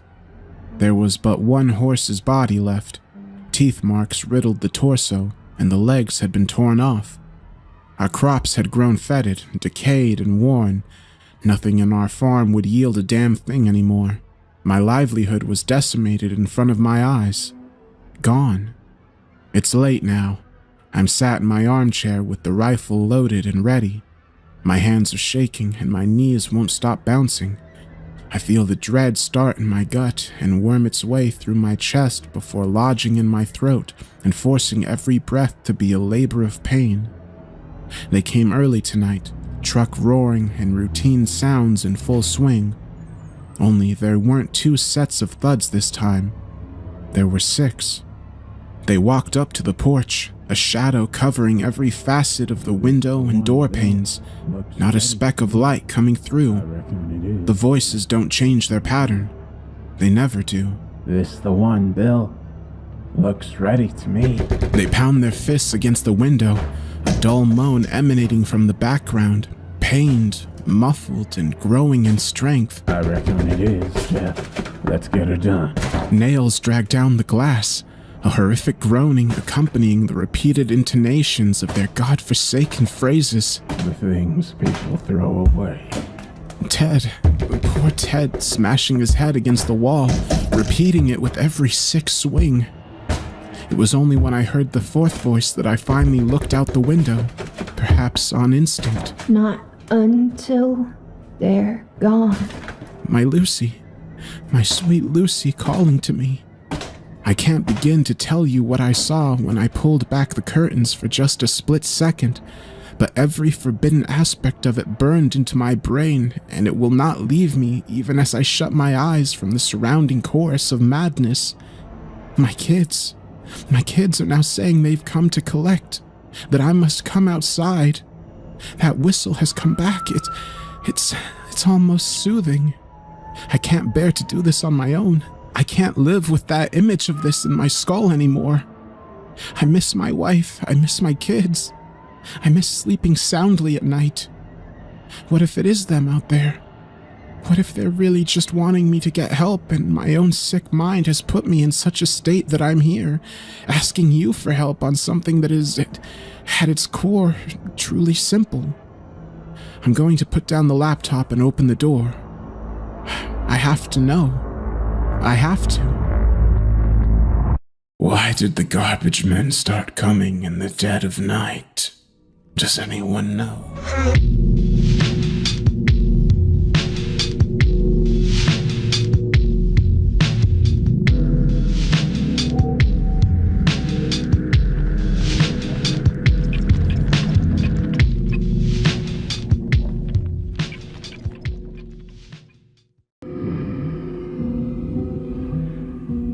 Through my peephole, I saw that it was still there.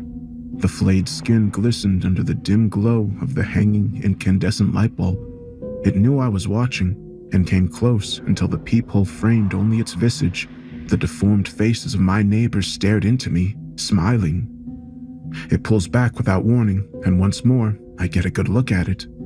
2 human forms smashed together, the smaller one clinging to the larger one's torso, resembling a gibbon and her young, but distorted into something fleshy and vile. I could see the sinew of its exposed muscle, the blood vessels, and the flaps of flesh that hang off it. It runs off into the dark corners of the hallway, but I'm not fooled. I know it's trying to lure me out, and I don't want to find out why. I need your help, please. I'm trapped on the 4th floor of Rochester Heights in room 405, a dilapidated high-rise in East Oakland. Within the last 6 hours, at what must have been dead midnight, something horrible happened. Whether it was an invading force or a corrupting evil, I don't know. But I can't leave, and my room is the only safety I have. And even then, I don't know how long until it gets in. I'll have to go back, recount all that's happened leading up to this, and maybe, just maybe, someone can help me. It all started with that damn fetish. Not the sexual type. No, it was an idol. It was 4 a.m., and I was about to throw in a load of laundry before I was off to bed, and there it was. Splayed out smack dab in the middle of our laundromat, still slick with blood. I didn't know what I was looking at. Some spindly thing strung to a wooden crescent frame. But with each passing second, more of its form registered in my mind, and I nearly doubled over and lost my breakfast at the realization that it was a skinned, headless dog, crucified. The cops were called, and it was found out that the new cameras that were touted by management and used as justification for yet another outrageous rent hike were nothing more than a deterrent, as they were useless and not even hooked up to a power source. They've let my bathtub sink halfway into the room underneath me, so while it was frustrating, I wasn't surprised. Later, it came to be known that the dog was Mrs. Laurent's beloved poodle, Butterball. The poor widow was hysterical and demanding a full-scale investigation. She might have gotten her way had nightfall not greeted us with yet another messed-up finding. Harold, a shut-in who lived on the top floor, was found dead. I'm a night owl through and through, so I was awake when the discovery was made. There was no commotion, just hushed whispers and tensed bodies. I tend to creep around the stairwell between the 4th and 3rd floor, since it's scarcely populated and has a small accessible window that I can smoke out of. I was trying to fish for a signal this time since my Wi-Fi was acting up and my cell signal was dead altogether. That's when I heard them walking down the stairs, talking. Elena and Macy from the 4th floor. I could tell from their tone that something was wrong. That and the time, 2 a.m. No one but me was up this late here most days. I strained my ears to listen. Folded like a fucking pretzel. And there was a mess everywhere. Tony says he thinks he's been there since they found the hag's dog in the laundromat. He tried calling the cops, but it's not going through. Elena was whispering to Macy. Well, who was it? That creep Harold from the 2nd floor. The one that Carter beat up for stalking his girlfriend. What was her name? John? It's Joanna. Don't be mean. This is serious. What did Tony do about the body? Sorry, I just think she's frumpy and plain. Way out of Carter's league. And nothing yet. He told the manager and he tried calling the police too, but no luck. He wants the body out of here as soon as possible, so he sent Tony out to the station in person. But it's been 2 hours since and he hasn't even texted me once. I'm starting to get worried. Want to go look for him? No, that would be dramatic of me. We're not even dating, just messing around. Still, you know the Donut Royal is open 24/7. We can get a few and meet Tony halfway there. Elena said, and the two started walking down the stairs. I froze, and the thought to try to sneak away came to me too late. The two women didn't even acknowledge me as they walked past. I knew 3 things then. That Elena was fucking our maintenance man, that I'm either invisible or detestable enough to be invisible, and that Harold was dead. I wouldn't know it then, but I would learn later that night that this was just the beginning of a nightmare. I finished my cigarette and sulked back upstairs, still unaware that anything was wrong. I should have paid more attention to my surroundings during my trek, because I'm certain by then it had already started. I only barely picked up on the fact that every light was dimmer. Not by much, but enough for it to be noticeable. I went back to my room, bolted the door, and tried getting my laptop to connect to the internet again. The only ones that loaded up were 2 random Reddit pages I had already loaded before the Wi-Fi crapped out. I gave up after about 45 minutes and pressed my ear to the wall next door. I know it's weird, but sometimes I enjoyed listening to the sounds of my neighbors, Joanna and Carter, but now they were quiet, except for the natural shifts and breathing that came with sleep. I wondered if they knew Harold was dead, and I wondered how they'd react when they found out. I wasn't there for the supposed blowout between him and Carter, but I had heard about it. Macy and Elena loved to gossip above my smoking spot. I think Harold caught them like I had, and the poor fellow, trapped within the cage of his delusions, confronted Carter. Everyone knew he had a thing for Joanna, and she was too polite or sympathetic to ever be stern with him, so he must have interpreted it as reciprocation, and it ended with him getting stomped out and the residents being quietly grateful for it. Poor Harold, in his mid-40s and living with his geriatric mother, because he was too messed up in the head to go anywhere else. Mary was her name, I think, and then I felt a horrible tinge of guilt. Did she know of her son's death, and where was she? I used to fear ending up like him the most, but that was before tonight. Sleepless and frustrated, I felt the ache for another cigarette, and I went for a smoke. I pondered why no one else was freaking out about his death, or why it was being kept secret. I didn't consider it until then, but if he was dead, and he truly died in such an agonizing way, who had done it?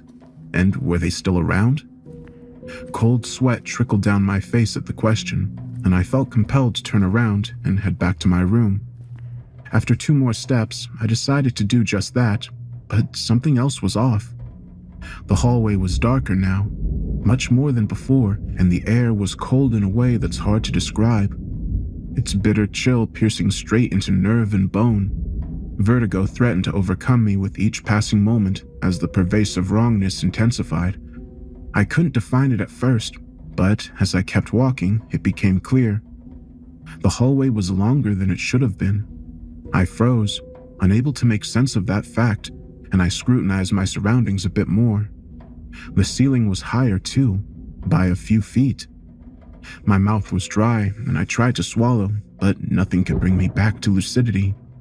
Foot over foot, I forced myself to walk back towards my room, and I was halfway there when once more my heart stilled in abject fear.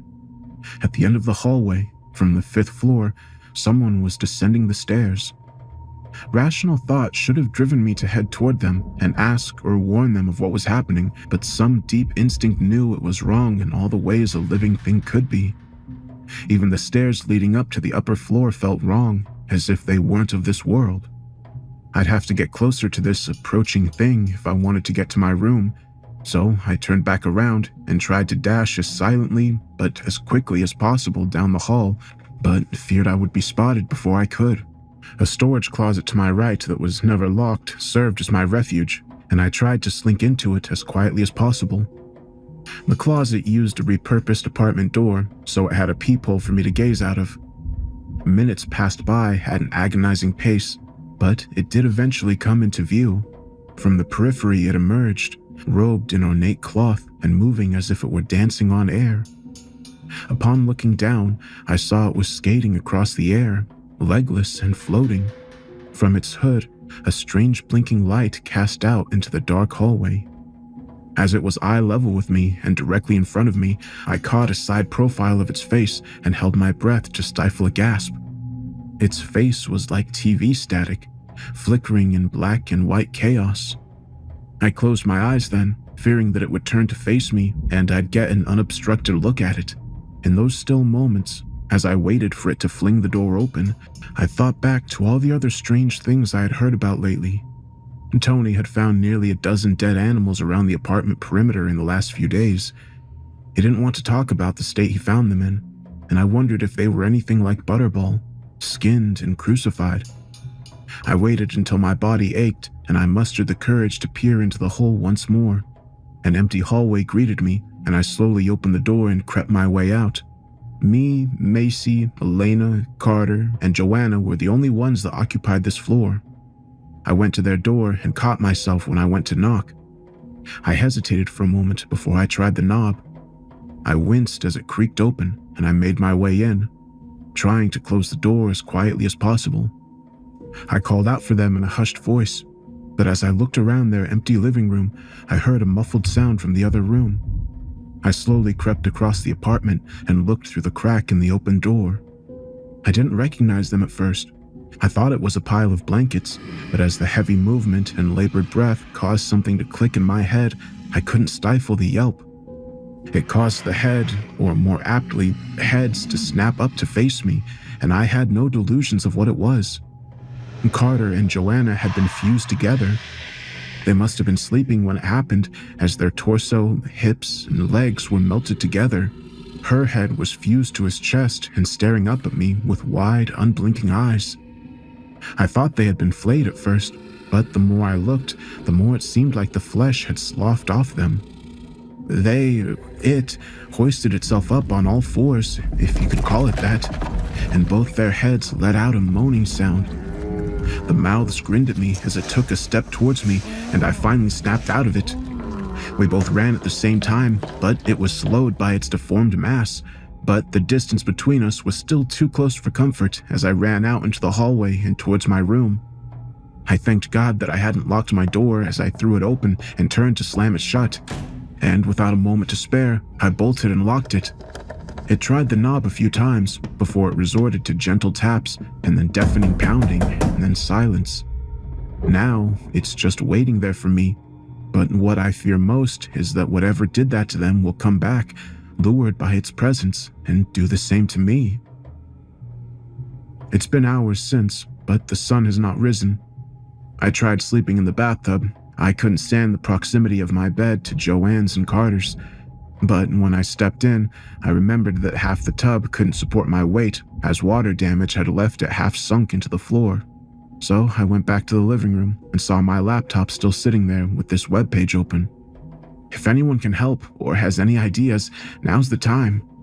I don't know how much longer I have left. Just now I decided to peer out of my window and was greeted by Stygian darkness. But what really scares me is the few breaks in it.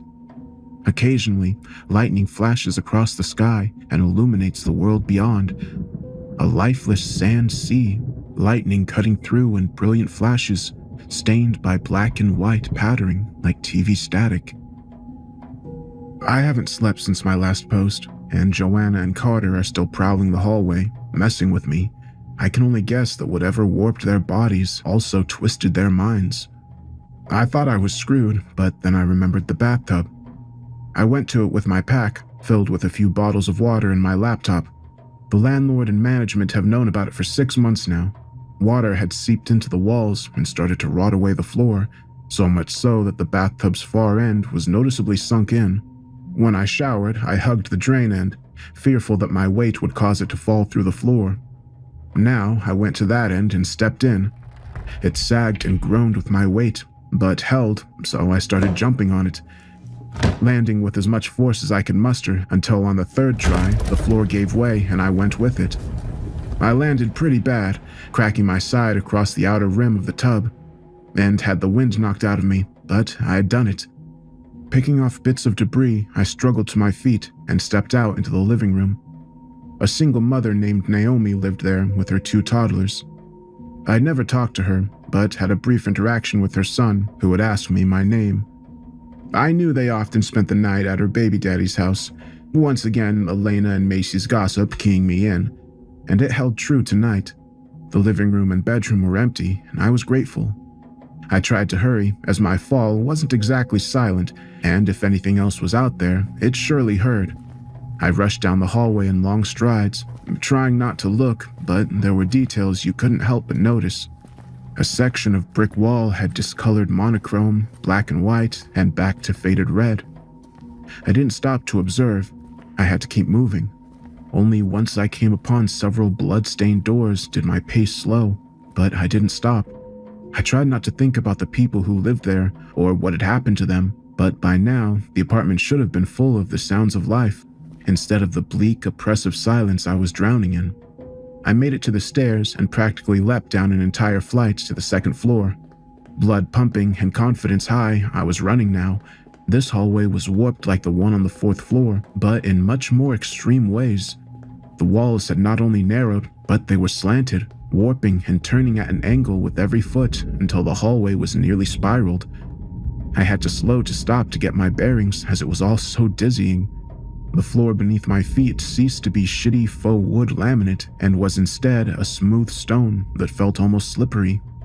The brick wall had melted away to some mottled and stringy maroon cloth thrown over what looked to be grating made of the same smooth stone. It looked almost organic, but at the same time, it could have been fabric. The thick dangling strands made me think of sea anemone tendrils, and I shuddered at the thought of touching them. So I forced myself to run once more, past an open door to a room that had a body perfectly bisected and sprawled out on the floor. The pile of intestines between the two halves writhing and rising into the air. I shut my eyes tight and ran past it to the next open door. It was Harold's room, and I feared seeing what had become of him. I thought mercy was on my side as the hallway eventually straightened out and the next half-dozen doors were shut. But as I came up to the last doors that lined the hallway, the one on my left flung open with incredible force. Flayed hands from a black void reached out to grab at me, and I pivoted out of the way just before they made contact. But I couldn't stop my momentum and went stumbling onto the cold, slippery floor. I tried scrambling back up as the door to my right opened, and from it, Sarah Palmer emerged.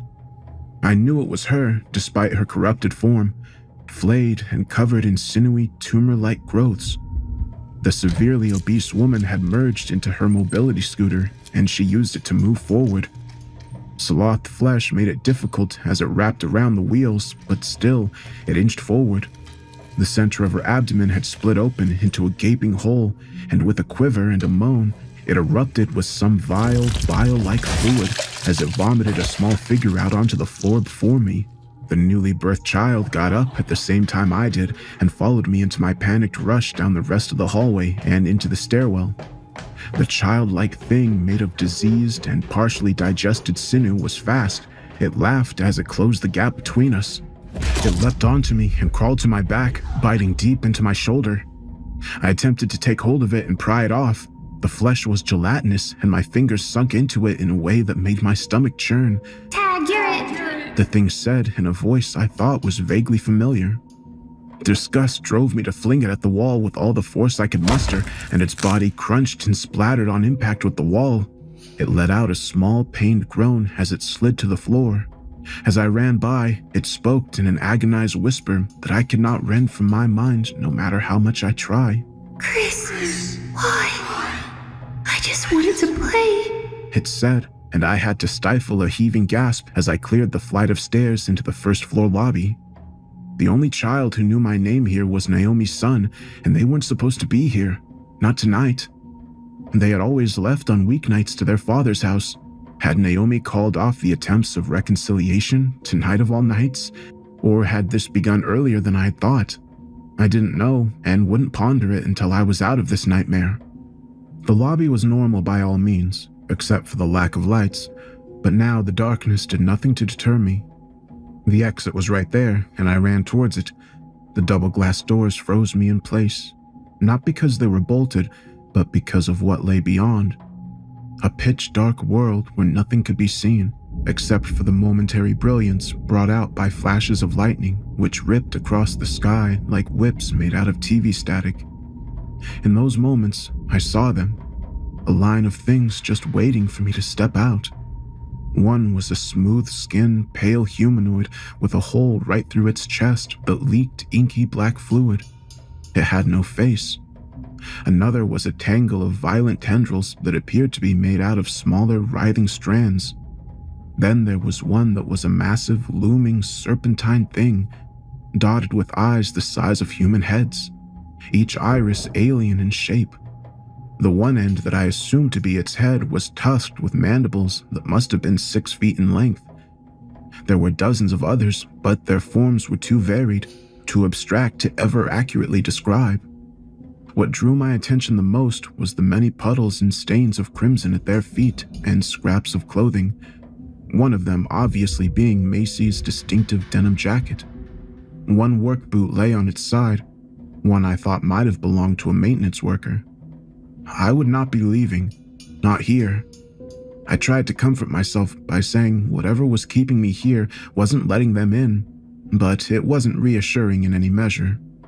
I ended up crawling underneath the shitty lobby desk and curling up into a ball for what felt like hours. It could have been longer for all I know, but nothing mattered in that moment. I was screwed. Only when I heard the sound of a procession shuffling by did I stir. Peeking out from my hiding place, I saw them, the robed figures, 6 of them now. Upon their shoulders, they bore the weight of a marble slab, and upon it, a huddled figure. I watched them, backs to me, shuffle down the room and into the hallway that led to the manager's office. I tried sulking out as silently as possible to bear witness to the ritual that was about to unfold. The bearers lowered themselves and the slab, and as light gleamed across it, I realized who it was. The body was bent back into itself until it formed a circle. The belly was pointed out to the world, and the back and spine contorted and twisted, the eyes empty. But goddamn the mouth. Harold was grinning ear to ear in an expression of pure ecstasy. The chanting began then, as the flung back and twisted glare of Harold's body lay upon me. Strange throaty vocalizations, deep and reverberating and inhuman.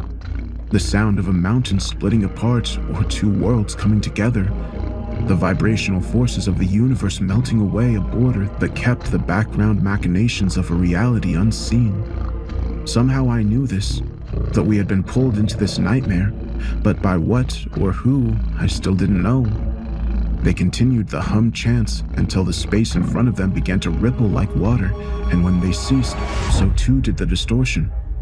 Half a heartbeat passed before it shattered like glass, and beyond it, a massive eye. I flinched, hoping it didn't see me, but if it did, it must not have cared, since it retreated back into the darkness before something emerged from the portal. A spindly, arachnid leg covered in jagged angles and spines stepped out, followed by another and another, until a towering, pinwheeled monstrosity of legs and appendages emerging from a central core stood before the cultists. An eye with concentric pupils was at its center, and the rest of it radiated out like a sea urchin. Every aspect of it told of the agonies it could inflict. It looked like pain incarnate, with the sheer amount of sharp corners and serrated spines. Every inch of its being was meant to cause harm, and the longer I looked at it, the more detail came to me. Hooks and scythed ends, tendrils laden with hungry, gnashing mouths.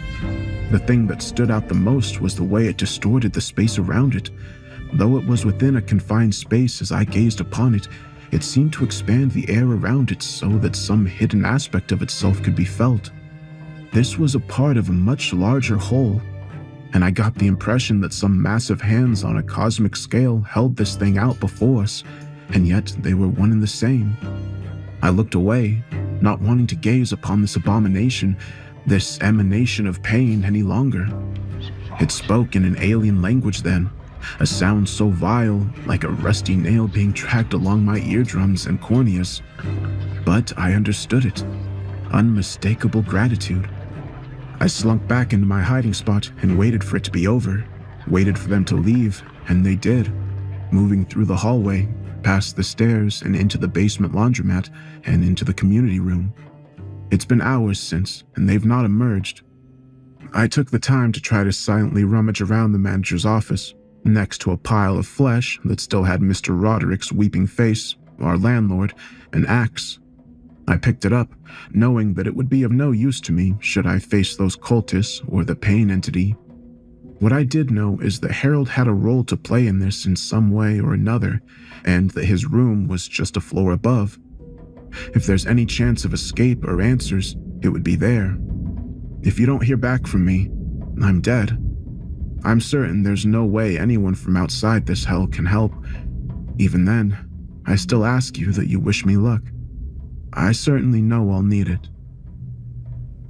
Rochester Heights had always been a hellhole. I know that now.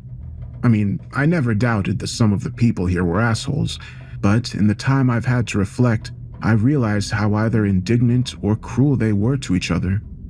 Maybe when people group together like that with no goal beyond inhabitants, unpleasant things arise.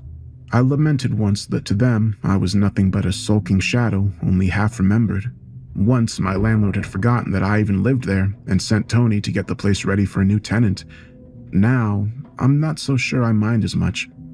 Being one of the forgotten ones might have saved my life. I was ready for the horrors of the second-floor hallway, meeting the grasping hands with an overhead axe swing that nearly severed one hand at the wrist. Pulling back, I used the butt of it to smash away another grasping hand until I could slip past them.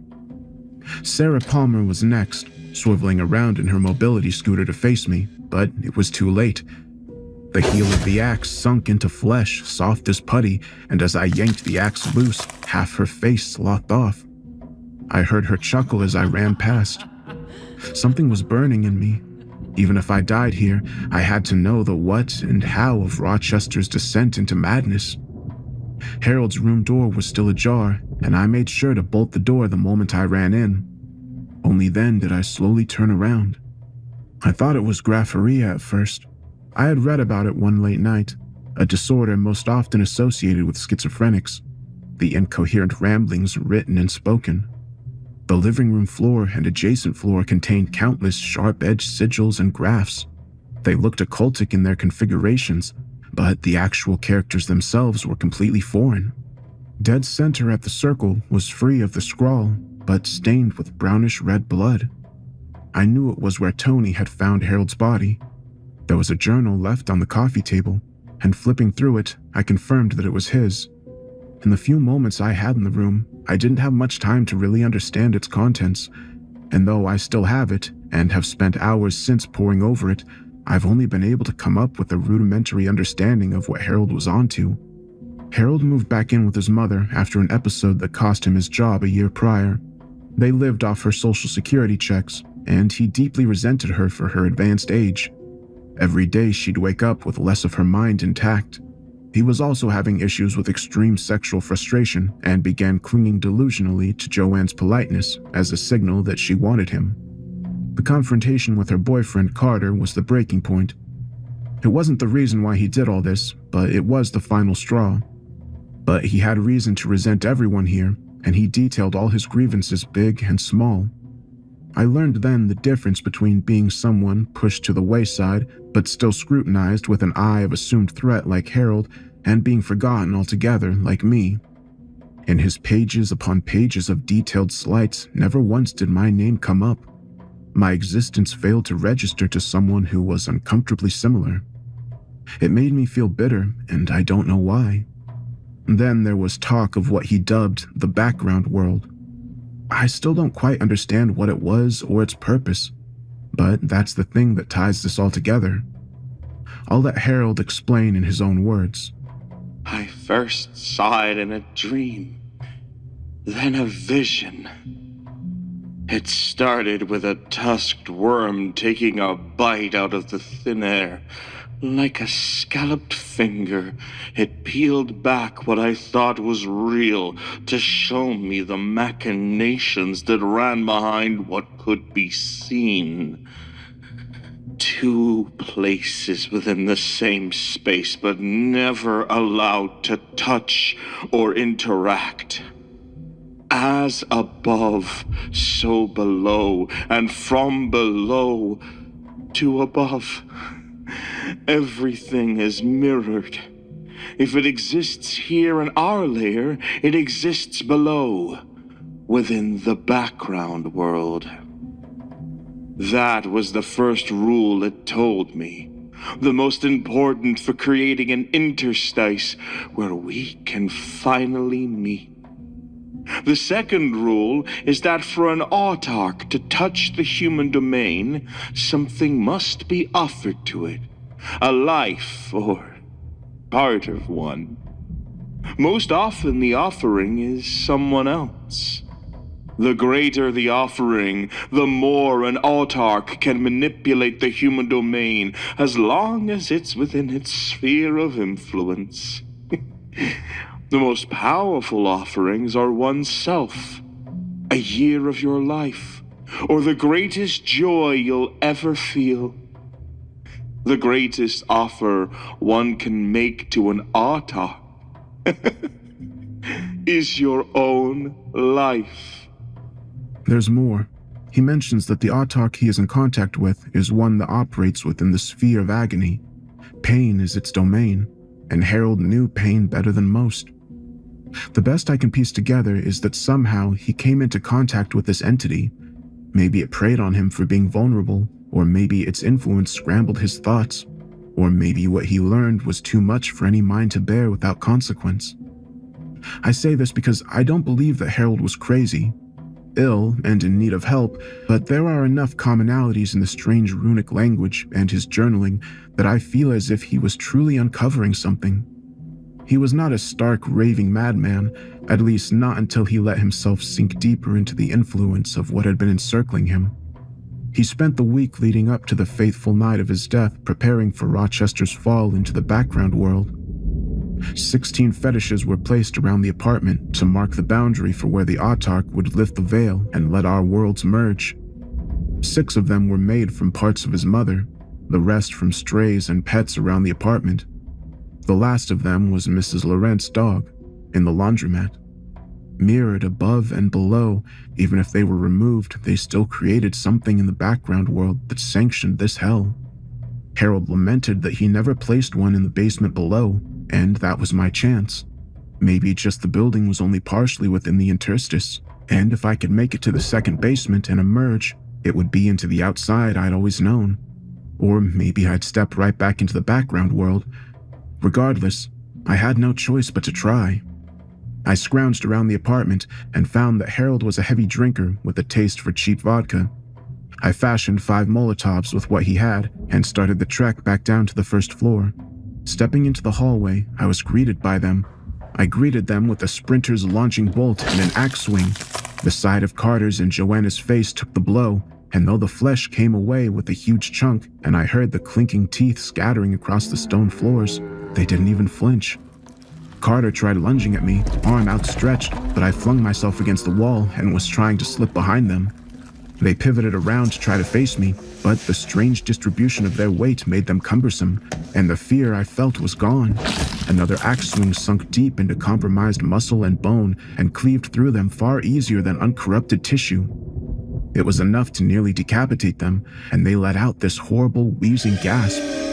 Another lunging grasp was met with an axe blow that sent nearly half its fingers skipping across the ground, and one last swing to their neck finished it. Though their head was on the floor before me, they did not die. What remained of their face was opening and closing its mouth, and I could see the destroyed cheek was starting to restructure and regenerate. This truly was hell, willed into existence by a resentful heart. The body didn't fall and wasn't still either, jerking and twitching about. It eventually started grasping towards its head. I had the Molotov lit by the time it took hold of its neck and threw it the moment it lifted it up. They erupted into a ball of fire, and I swore I heard screaming. As if some part of their warped mind registered what had occurred, and I hoped that the fire would be enough to put an end to them. The second Molotov was thrown into the corner, where Sarah and the hands tried and failed once more to apprehend me. I was going to burn this place down if I could. Maybe then I would be able to separate them. The third was thrown atop the lobby desk. The last 2 were for the laundromat. I didn't know if the building would actually burn, but I wanted to cause some harm, to do anything. The mad dash to the laundromat was the fastest I had ever run, I'm sure of it. I was certain that the commotion and the fires would have caused the Autarch and its cultists to emerge from management's office, but nothing ever impeded my flight down the stairs and into the laundry room. I landed on soft floors, and the lights were dim and blood red, but even then I saw the horror that lay before me. A pulsating mass, a conglomerate of flesh formed at the center of the room, and it stretched out across the floors, walls, and machines. Every inch was living tissue and sinew, nerves, blood vessels, all of it. A dozen limbs raked and reached out at open air weakly, and I swore that they had some identifying features. A watch that could have belonged to Jose from the 7th floor. A sleeve from a distinctive neon green sweater from Kiana, a college student. I didn't need another reason. The 4th Molotov was thrown on the fleshy floor behind me, and the final directly at the tumor. The dark was eclipsed by the burning sun that stood before me. The threshold of the sub-basement and my hopeful exit was before me now, but I hesitated for a moment. The heat licked at my spine, and my eyes watered at the rising smoke. If I was wrong, I would be screwed. But I'd be screwed, fire or not. I moved forward, and the moment my foot touched the first step, the world behind me plunged back into darkness as the fire extinguished. In an instant, it all ceased. The heat, the smoke, a curtain of silence fell, and a wave of dread rose. I knew I shouldn't have looked back, but I couldn't help myself. With a thundering heart, I threw my gaze back and saw it. The autarch of agony that had caused all of this, goaded and tempted Harold with its promise of pain to all he hated. The center of its eye blossomed before me and grew to encompass all before it in its vision. Yes, it was a vision that it showed me. Screams around me rose to a crescendo as the tumor grew to the size of the apartment itself, a living edifice, and yet it still paled in size compared to the autarch who looked down on it. The countless tendrils and their instruments of torture reached down to the tower of flesh and raped and sliced and tore and ate it. And it all grew back. It would continue so for eternity. That was the dark wish of Harold. The thing began to bulge and split apart, a perfect copy of its spherical form, mitosis. This thing could split itself, and that's how it planned to fulfill its promise and continue to operate without being bound to it. I screamed, or I think I did, because when I was able to pry my eyes away from it to look around, I saw the shadow of my exit, the descent into the sub-basement. I ran, refusing to look back. I couldn't look back. So into the murky depths I went. I had been in the sub-basement once before.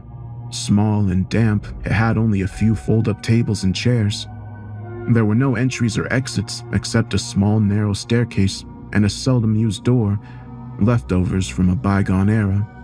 It was barred and locked at all times, but the door was old, wooden, and I was certain it would only take a good kick to break it down. But what lay before me was not the basement. No, it was some dark plane of reality that could not have been the background world. I had seen brief glimpses of it just outside my window, and this was different. Narrow and claustrophobic, but at the same time impossibly expansive. Light did not exist here. Even when I tried my lighter, the air around me wicked away illumination. I reached out to touch concrete walls and found that I was in a tunnel. With no other option, I walked and walked until time ceased and had no meaning. I know I must have only been there for hours. Such hunger and exhaustion forced me to rest, but comfort was impossible, so after a few minutes, I got back up and pushed forward. When I at last came upon an exit dimly illuminated, it hurt my eyes that had been bathed in darkness for so long. A shallow staircase that led down to the sub-basement I'd always known. The door was there, and with a frenzied kick, it fell away, and I burst out to the world above with a half scream of joy and a half maddened sob. It was midday, and Rochester Heights did not exist anymore. I had emerged from a sub-basement into an empty, overgrown lot. A homeless man nearby turned to glare at me momentarily before returning to whatever he was doing. Nothing exists of my ordeal, and no one even remembers Rochester Heights. I've done searches on the residents, and it's like they don't exist. Everyone there have ceased to exist meaningfully, or have been rewritten out of history. I found Macy's mother and called to ask about her daughter, and she swore to me she never had children. The company that owns the lot told me that it had been unoccupied and on the market for half a year. I've not been the same since my escape from Rochester Heights. There's so much left in this damn journal, but every time I look at it, I get this sense of overwhelming doom. There's so many questions. If what exists below is reflected above, and vice versa, how has the world changed? Now, as I speak, there's a tower of flesh that rises high above the world below, and it casts its long shadow into the world above, and I shudder to think at how it will manifest. I know Rochester Heights has cast its shadow over me, darkened my heart one way or another. The people there didn't deserve what happened to them, and Harold deserved better. But in hatred or love, their gaze eluded me. Once I resented that, but now I find solace in it. The nightmares will never end, and I will never be okay, but at least anything that casts its hateful gaze upon our world will see nothing but a shadow in my place.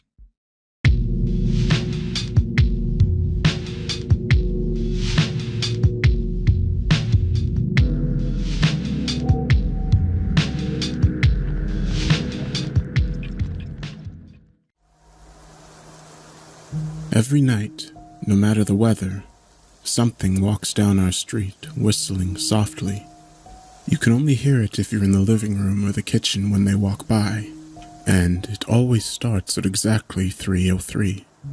The sound is faint at first, somewhere near the beginning of the lane near the Carson place. We're towards the middle of the street, so the whistling moves past us before fading away in the direction of the cul-de-sac. When I was younger, my sister and I would sneak into the kitchen some nights to listen. Mom and Dad didn't like that, and we'd catch hell if they found us out there, but they were never too hard on us, since we always stuck to the one big rule. Don't try to look at whatever was whistling. My neighborhood is a funny place. I've lived here since I was 6, and I love it. The houses are small but well kept, good-sized yards, plenty of places to roam. There are a lot of other kids here my age. I turned 13 back in October. We grew up together and would always play foursquare in the cul-de-sac or roam around from back porch to back porch in the summer. This was a good place to grow up. I'm old enough to see it. And there's only 2 strange things here: the night whistling and the good luck. The whistling never bothered me much. Like I said, I couldn't even hear it from my bedroom, but Mom and Dad don't like talking about it, so I've stopped asking questions. My dad is a strong guy, tall and calm. He has an accent since he moved to the US as a kid. His family, my grandparents, they're from the islands. That's what they call it. My dad, the only time he isn't calm is if the whistler comes up. He talks a little quicker then, eyes move faster, and he tells us not to think about it too much and to always remember the one rule. The big rule. Don't try to look outside when the whistler goes past. Not that we could look even if we wanted. See, there are shutters on the inside of every window, thick pieces of heavy canvas that pull down from the top and latch to the bottom of the window frame. Each latch even has a small lock about the size of what you'd find on a diary. My dad locks those shutters every night before we all go to bed and keeps the key in his room. My mom, I don't know what she thinks about the whistling. I've seen her out in the living room before after 3:03. When the sound starts, I could see her if I cracked my door open just an inch to peek. She's not out there often. At least I haven't caught her much, but once or twice a month, I think she sits out there on the big red couch just listening. The whistler has the same tune every night.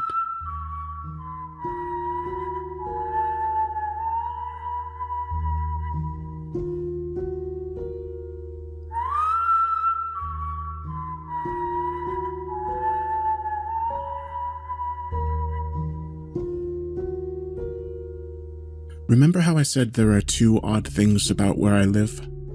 Well, besides our night whistler, everyone in my neighborhood is really lucky. It's hard to explain, and Dad doesn't like us talking about this part much either, but good things just seem to happen to the people around here a lot. Usually it's small things, winning a radio contest or getting an unexpected promotion at work or finding some arrowheads buried in the yard, the authentic kind. The weather is pretty good, and there's no crime, and everybody's gardens bloom extra bright in the fall. A million little blessings I've heard Mom say about living here. But the main reason we stay here, why we moved back here in the first place, is my sister Nola.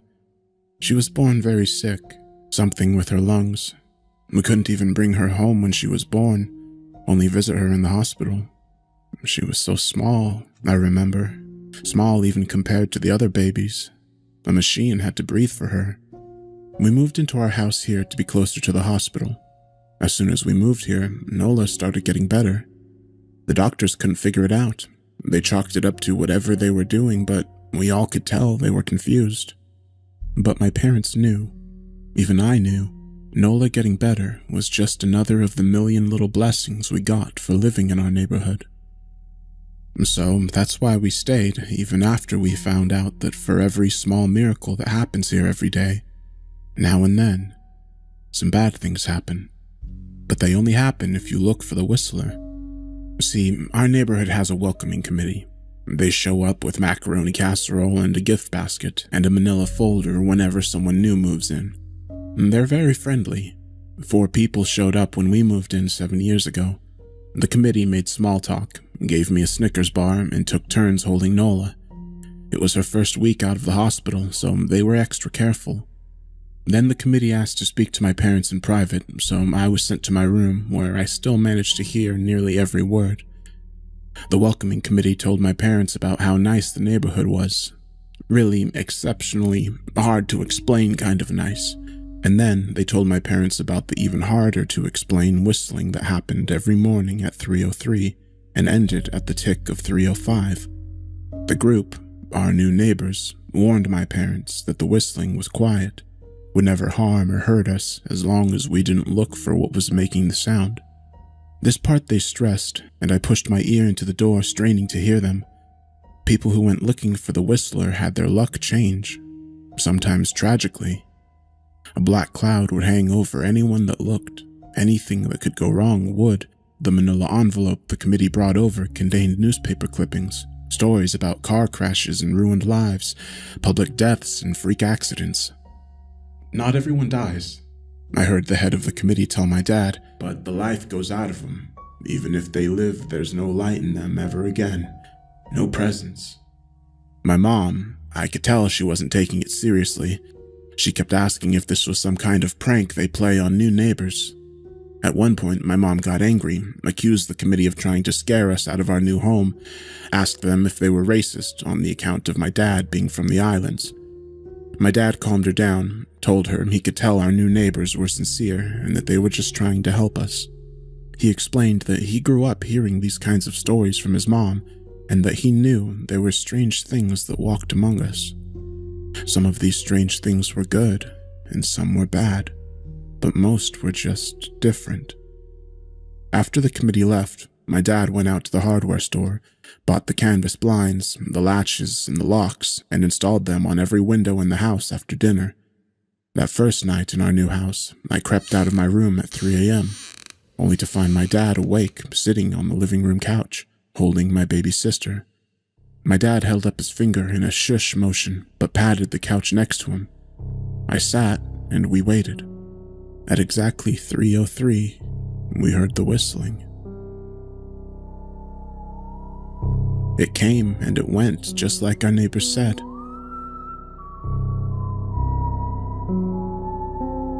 The whistling returns each night, and we never look, and we enjoy our million little blessings every day. Nola breathes on her own, and she grows into a strong, clever girl. My dad even joined the welcoming committee. We don't get new neighbors often. Why would anyone want to leave? But when a new family moves in, my dad and the committee bring them macaroni casserole, the gift basket, and the manila folder. I can always tell by the look on my dad's face when he comes back if the family took the committee seriously or if we'd be getting new neighbors again very soon. Not long ago, a family moved in directly next to us. The previous owner, Miss Maddie, passed away at the age of 105. She lived a good, long life. Our neighbors seemed like they'd fit in just fine. They believed the welcoming committee and took my dad's advice about the locking shutters since they had a young child of their own. Whatever newspaper clippings were in the manila envelope, whatever evidence, my dad never let us see. But I imagine it must have been awfully convincing since our neighbors got along with no issue for the first month. One night, when our new neighbors had to leave town, they sent their son, Holden, to stay with us. He was 12, a year under me in school. I didn't know him well before that night, but as soon as his parents dropped him off after dinner, I could tell it was going to be a bad time. "Do you know who was always out there whistling every night?" Holden asked me the moment the adults left the room. The 3 of us were sitting in the den, some Disney movie playing idly on the TV. My sister and I exchanged a glance. "We don't talk about it," I said. I think it's that weirdo that lives in the big yellow house in the corner, Holden said. Mr. Tolls? My sister asked. No way. He's really nice. Holden shrugged. Must be a psycho killer then. Nola tensed. We don't talk about it, I repeated. Let's go in my room and play Nintendo. We spent the next few hours playing games, eating popcorn, and then watching movies. A typical sleepover, but I could see Holden was getting antsy. After my parents had wished us a good night, locked the blinds, and gone to bed, Holden stood up from his beanbag and walked over to where Nola and I were sitting on my bed. Have you ever even tried looking? He asked. It's nearly time. Like most sleepovers, we'd conveniently ignored any suggestion of a bedtime. I was shocked to see he was right. It was almost 3 a.m. I sighed. We don't. See, I can't. I can't even try to look because my dad locks the blinds every night and hides the key. He continued, ignoring me. So does our dad. Nola said. No, replied Holden. No, he doesn't. You saw him do it, I said, a little sharper than I meant to sound. Holden grinned. Your dad locks the blinds, yeah, but he doesn't hide the key. He keeps it right on his keychain. So? I asked, worried I already knew what he would say next. Because I had noticed that my dad didn't bother hiding the key anymore after all these years, because he knew we took it seriously. So, after your dad locked up, but before your parents went to bed, I went to the bathroom, and on my way, I may have peeked into their room, and I may have seen your dad's keychain on his nightstand, and I maybe went and borrowed the key to the blinds. Nola and I stared, and his grin only grew wider. You're lying, I said. Holden shrugged. You can check if you want. Just open your parents' door and look. You'll see his keychain right there on the nightstand. Stay here, I told both of them. Don't move a muscle. I hurried over to my parents' room, but hesitated at the door. If Holden wasn't lying, my dad would be angry. Beyond angry. I was scared thinking about it, but more scared of an open window with the whistler right outside. I opened the door, barely an inch, and looked in, but it was too dark to see. Taking a deep breath, I walked into the room. 2 steps into the dark, and I froze. The whistling started, and I could hear it clearly, from my parents' room. I never realized, but they must have heard the sound every night since we moved into the house. They never told us. I don't think I could have slept through it. I stood there, listening to the whistling come closer, unsure whether I should turn on the light or call out for my dad. Soft sounds from the living room brought me back to reality. Nola! I yelled, running out of my parents' room. Holden and Nola were standing near the front door next to the window. Holden wasn't lying. I could see him fumbling with the lock on one of the blinds. I heard a click. He did have the key. Holden let out a quick laugh. Nola stood next to him, hunched up, afraid but maybe curious. The whistling was right outside of our house now. I think I made a sound, called out. I can't remember. Time felt frozen, the clock hands nailed to the face. But I found myself moving. I'm not fast. I've never been athletic. Somehow, though, I covered the space between myself and Nola in a moment. My eyes were locked on her, but I heard Holden pull the blind all the way down so it could release. I heard the snap of it start to raise, and I heard the whistling just on the other side of the window, but I had my arms around Nola, and I turned so she was facing away from the window. At the same time, I jammed my eyes shut, and the blinds whipped open. The whistling stopped. I felt Nola shaking in my arms. Don't look, okay? I told her. Don't turn around. We were positioned so that she was facing back towards the hallway and I was facing the window. My eyes were still closed, and I felt her nod into my shoulder. I reached out with the arm not holding Nola to try to touch Holden. My hand brushed against his arm. He was shaking worse than Nola. Holden? I asked. Silence. I reached past him and gingerly felt for the window, eyes still sealed shut. The glass was cold against my fingertips, colder than it should have been for the time of the year. I moved my hand up the window, searching for the string to the blind. The glass began to get warmer, and the further I reached, there was a gentle hum feeding back into my fingertips. I tried not to think about what might be on the other side of the window. Finally, I touched the string and yanked the blind shut. I opened my eyes. In the dim light leaking out from the kitchen, I could make out Holden, pale and small, staring at the now closed window. Holden? I asked again. He turned towards me and he screamed. Everything became a flurry of emotion. Lights sparked to life in the hallway, then the living room. My parents' footsteps thudded across the hardwood floor. I didn't turn to look back at them. My eyes were glued to Holden.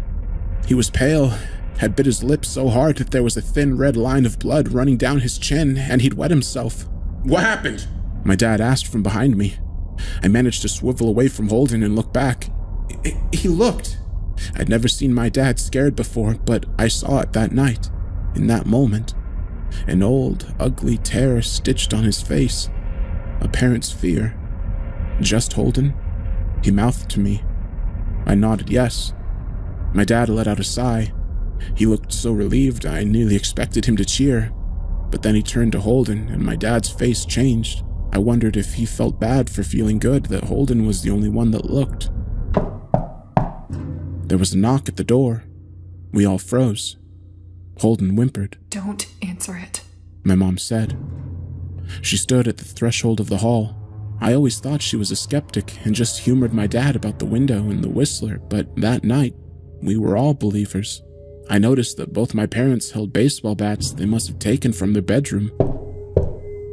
The knock came again, a little louder this time. "Please don't open the door," Holden whispered. My dad walked over to him and hugged him close. "We won't," my dad promised, still holding his bat.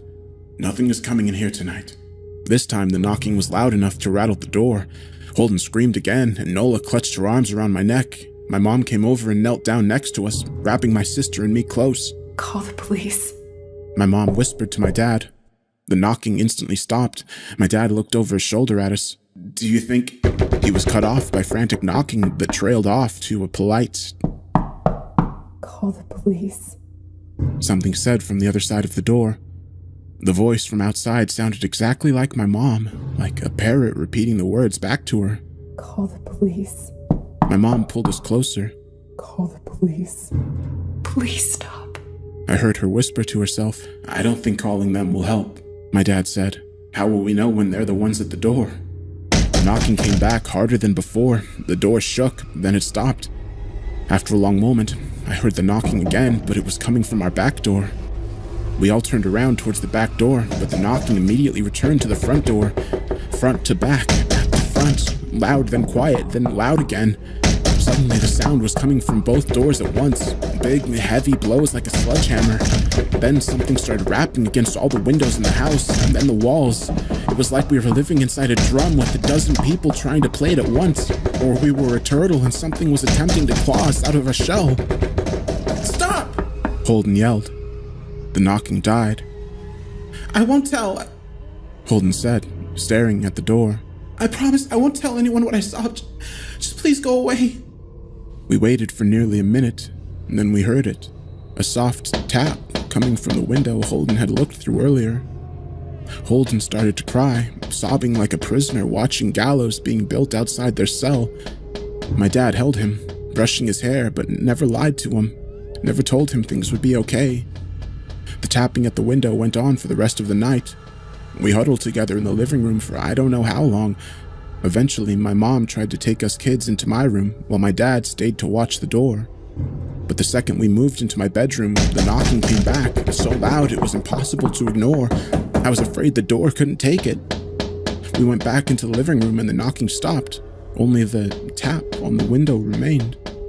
None of us slept that night. The tapping stopped at around 7 a.m. That's about the time the sun comes up. We waited for another 2 hours before my dad opened the blinds from one window.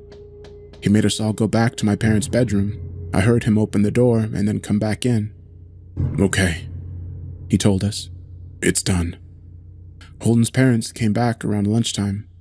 My mom and dad walked Holden over to his house and they all went inside for quite a while. Nola and I watched from the window. She stuck to me the whole day, right at my side, sometimes holding my hand. When my parents came back, they looked grim, but wouldn't tell us what they said to Holden's family. It was a Sunday, so we all spent the day together, ordered pizza, and watched movies. That night, everyone slept in my room. Noel and my mom in the bed with me, my dad in the chair he'd pulled over. There was no knocking that night, or any night since. We didn't see much of Holden or his parents for the rest of that week, but by Tuesday, there was a moving truck in their driveway. Nola and I watched them packing up the whole afternoon after school. What sticks with me most is how tired Holden and his parents looked. All three had the same pallor, grim mouths, and lightless eyes. Even from across the street, I could tell something was very wrong. Holden and his family were gone before sunset.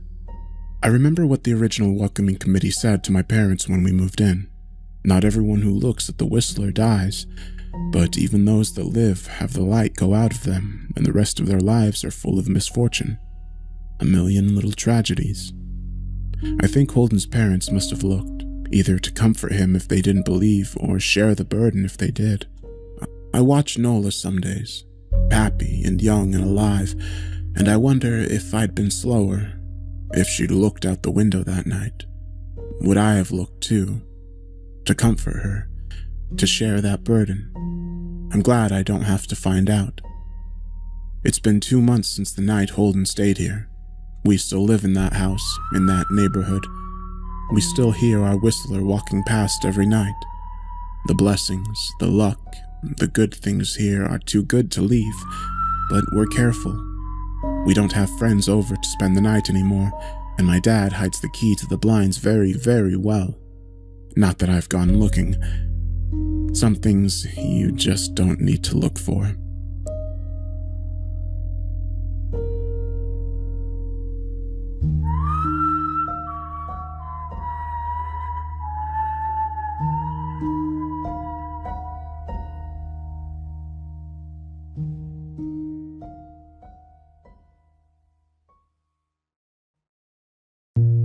Every house in my town has a weather vane.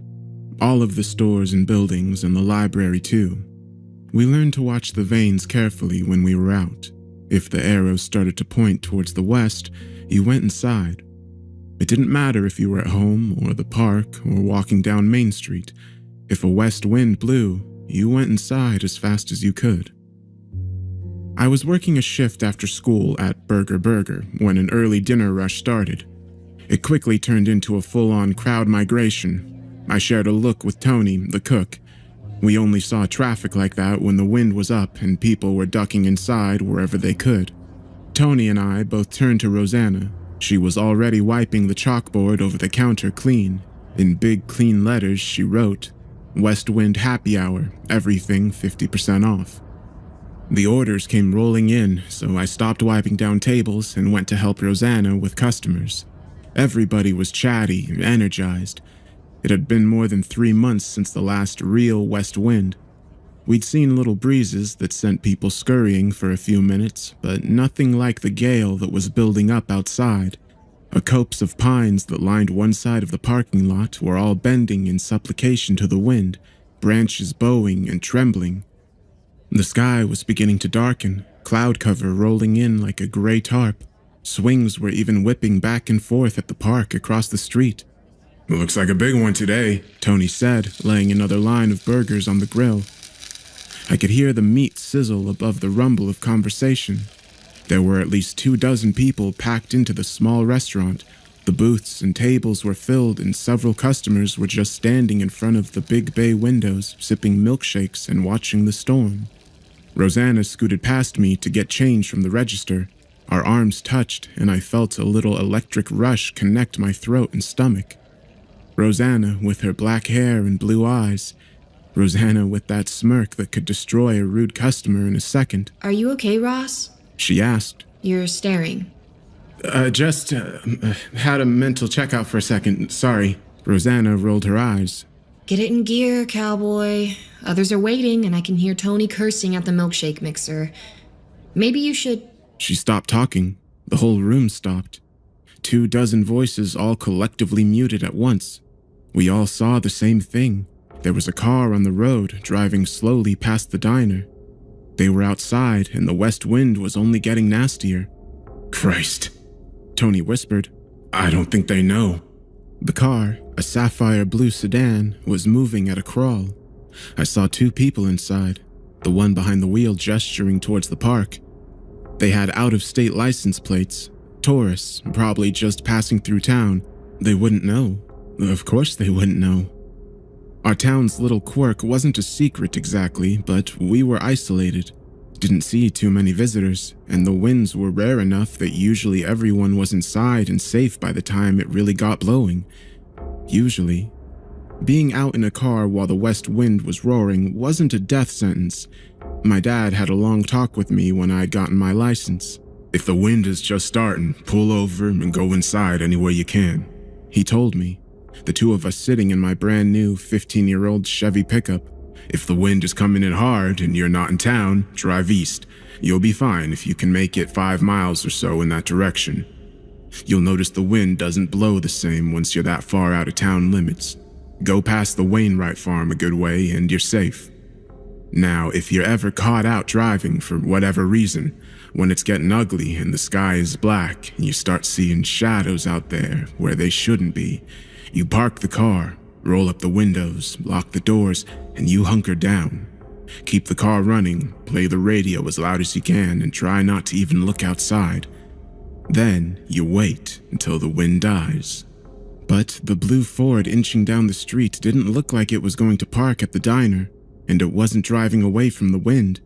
It was heading west, towards the valley, towards the source of the storm. The clouds above looked like a wool blanket that had been ripped to pieces and stuck back together. We could hear the wind now whistling past the windows, plucking leaves from trees. Turn around. I heard Rosanna whisper. Get the fuck out of town. The Ford continued its slow motion roll. Lights began to flicker inside of the restaurant. Then they went out. That usually happened when the wind was up, but rarely this soon. Oh, this is going to be a bad one, Tony said. The crowd of customers was restless, nearly everyone standing at a window watching the car. I was trying to mentally tell them to turn around, to hit the gas, to head east like the devil was licking at their heels. Or if they at least parked and bunkered down, they might be able to wait out the wind. The Ford slowed to a stop next to the park, and for a brief moment, I wondered if telepathy was real. Then the driver's door opened. Someone in the diner gasped, and a few started to murmur.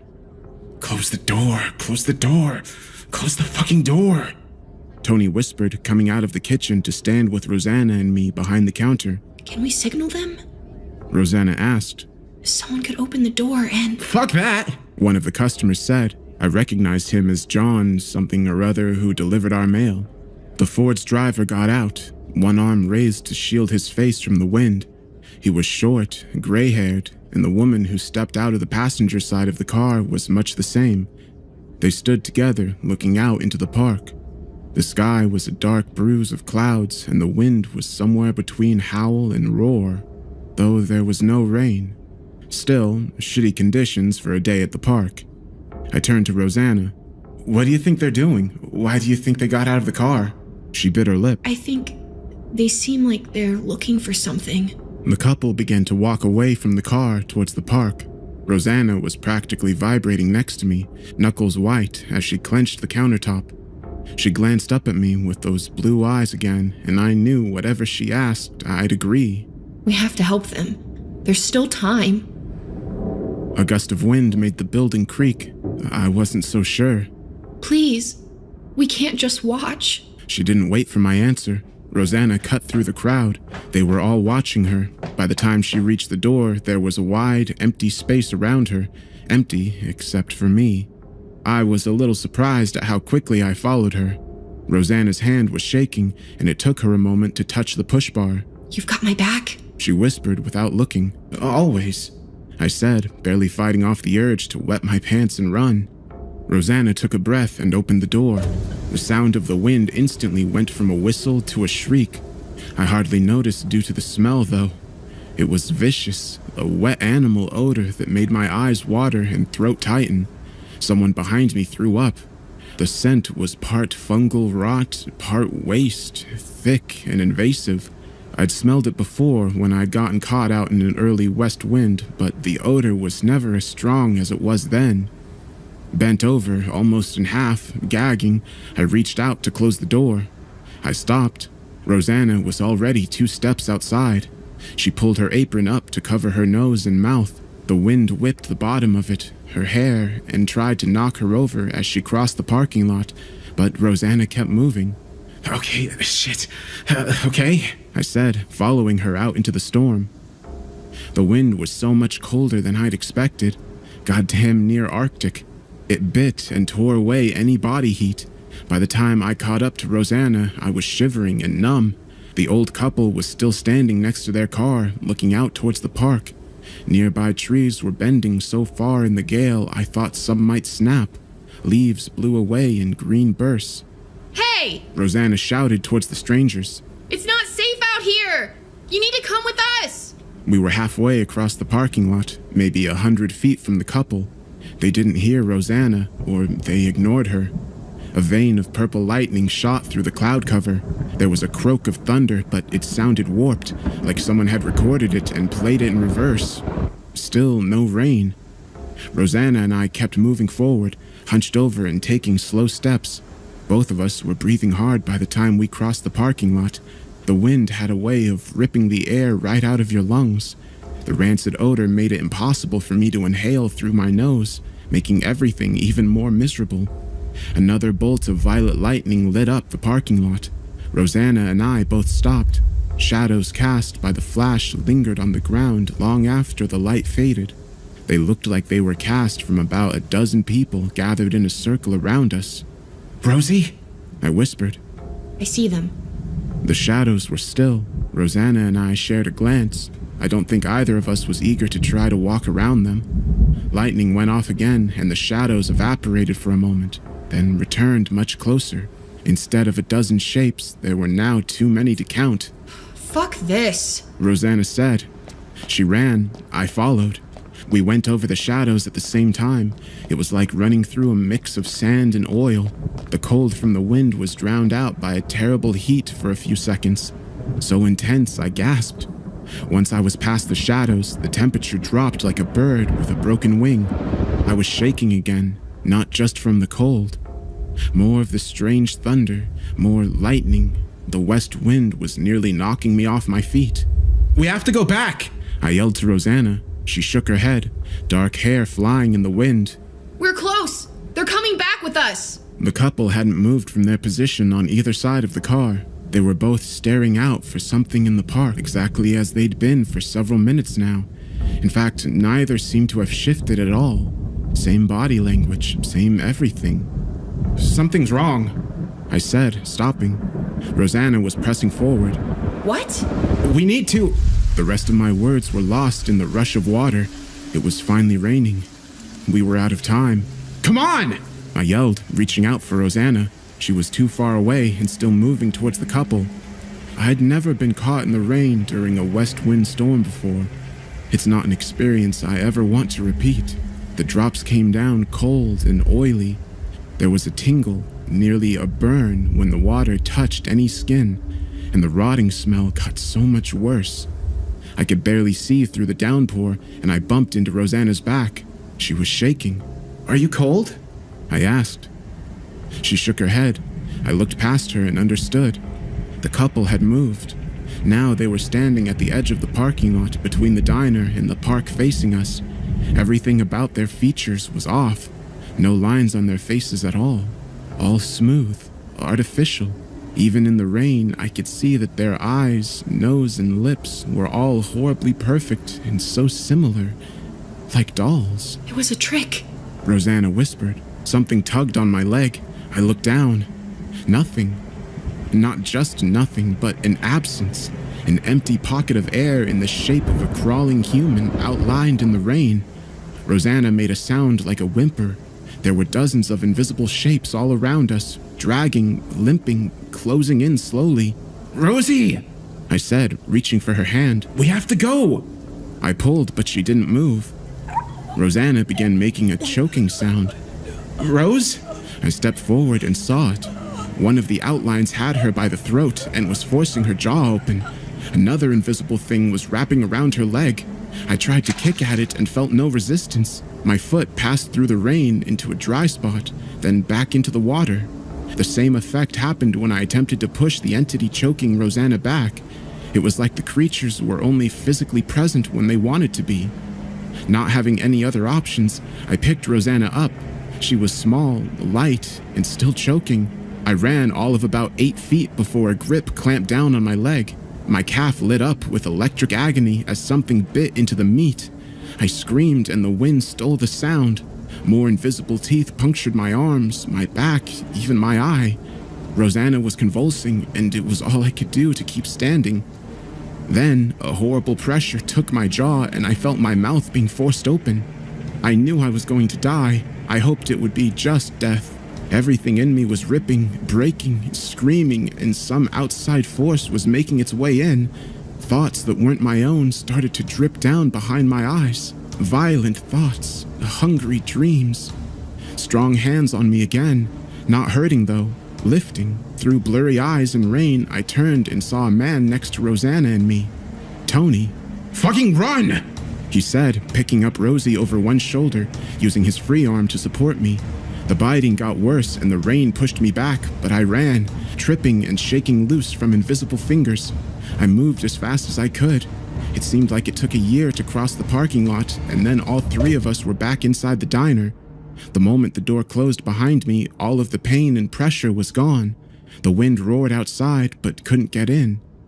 Tony was pale and wheezing, but otherwise fine. He'd put Rosanna in one of the booths. She was curled up, small.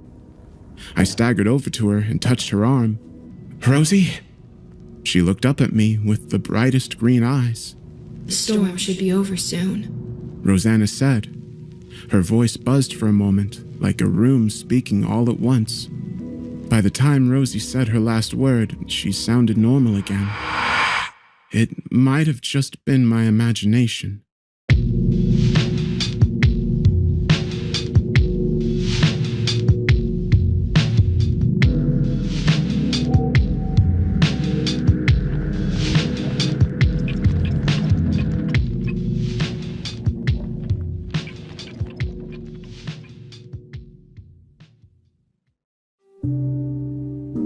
I moved to a new town about a year ago. I was offered a job and was at a point in my life where I felt restless and eager all at once. A new job in a new town was exactly what I'd been waiting for. In 2 weeks' time, after saying goodbye to my friends and family, I packed up and made the 4-hour drive to my new apartment. It turns out, it's tough to make new friends once you're out of college. I settled into my job just fine, my coworkers and daily routine both to my liking. Meeting new people was difficult though. I didn't go to church. I didn't really go out much. I wasn't part of any club.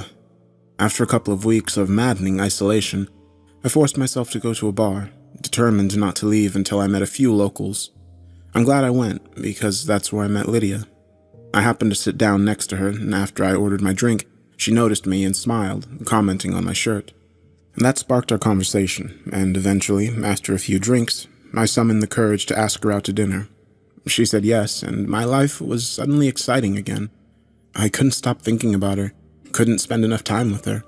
She was amazing, and our date turned into 2, and then 3, until finally, she came over to my place for the night.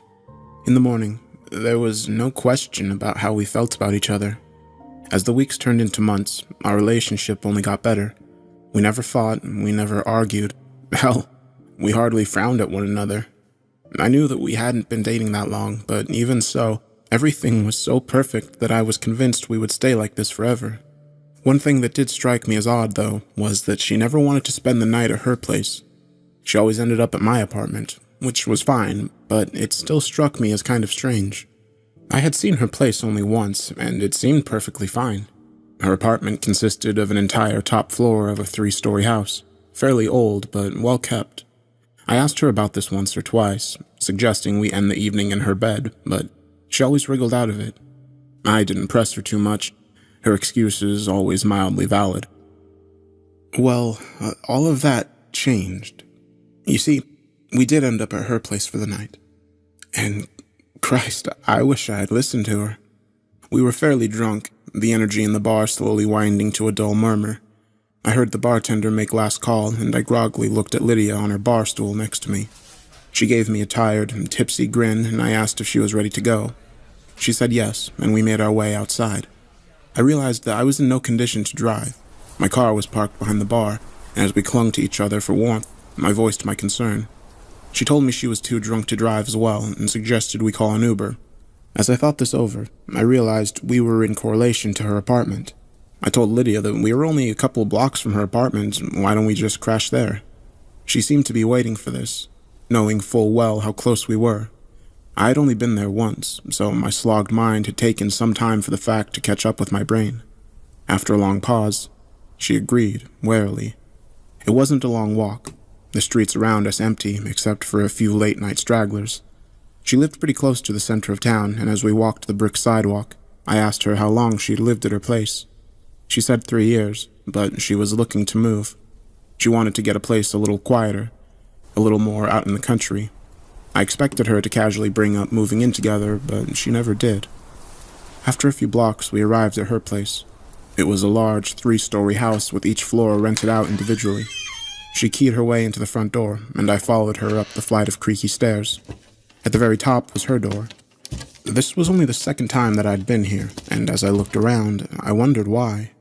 She kept it very clean and organized. In fact, it was way cleaner than my place.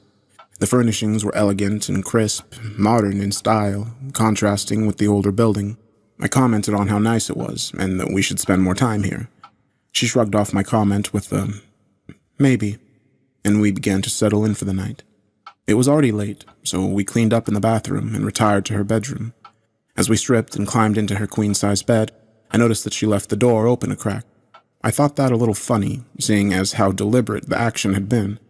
I said nothing, though, and gratefully pulled the soft sheets over me. Lydia curled up next to me, casting a glance at her door. Then she settled her head on my chest. I pulled her tight against me and let out a long, happy sigh. I kissed her on the head, and I could feel her body relaxing against mine. It didn't take long before the two of us were fast asleep. It didn't last long. I was jolted awake as someone pounded on the front door of her apartment. I blinked and opened my eyes in the darkness. What time was it?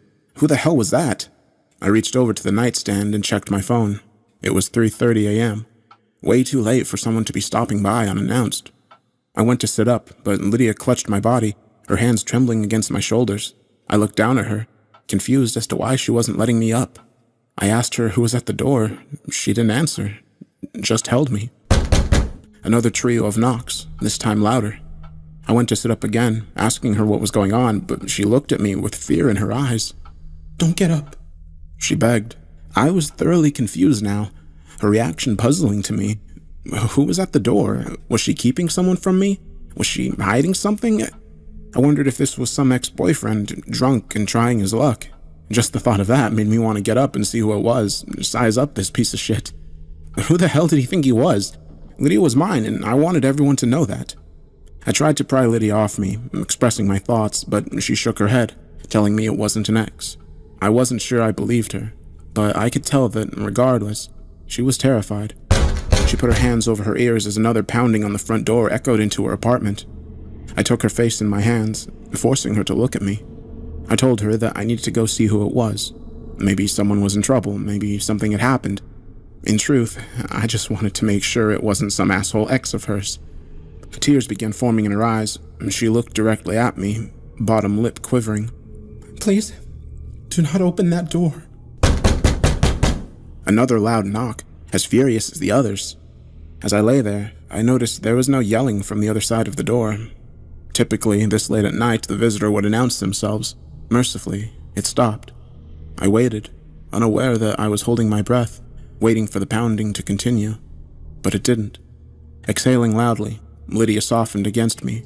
I could tell that whatever had just happened had been a semi-traumatic experience for her. I tried to question her, but she begged me just to let her sleep. Stuttering, I forced myself to eat the questions crawling up my throat, and instead, put a comforting arm around her. Soon, I heard her breathing steady into the deep rhythm of sleep. I stared at the ceiling and wondered what the hell had just transpired. The next day was Saturday, so neither of us had to work. We woke up late, and I felt Lydia get up and go into the kitchen. As I enjoyed the warm bed, I began to smell coffee brewing. I smiled and forced myself up. It was a pleasant morning, both of us lounging on the couch, idly chatting about what we wanted to do that day. I didn't bring up last night's incident, waiting to see if she would. It was obvious she was avoiding the subject, refusing to even acknowledge it. She seemed to be in a good mood, though, so I decided to keep my mouth shut. When she wanted to talk about it, she would. Until then, I just needed to be a good boyfriend and not press her on it. I would be lying, though, if I didn't say every part of me was bursting with irritated curiosity. I just wanted to make sure that it wasn't some lover from the past, returned for some late-night action. As we finished our coffee, it began to rain outside, and I suggested we spend the day here, catching up on our TV shows and maybe cooking dinner together tonight. She seemed excited and agreed immediately, much to my surprise. I went and put on another pot of coffee as she queued up our show on Netflix that we were watching together. Glancing out at the gloomy day, I smiled and snuggled up next to Lydia, ready for our lazy day together. The hours slowly went on, both of us in full binge-watch mode, as episode after episode was played. The day peaked into a cloudy climax, and the dark gray outside began to fade into night. Both of us hadn't moved much, perfectly content on the couch, listening to the rain and television.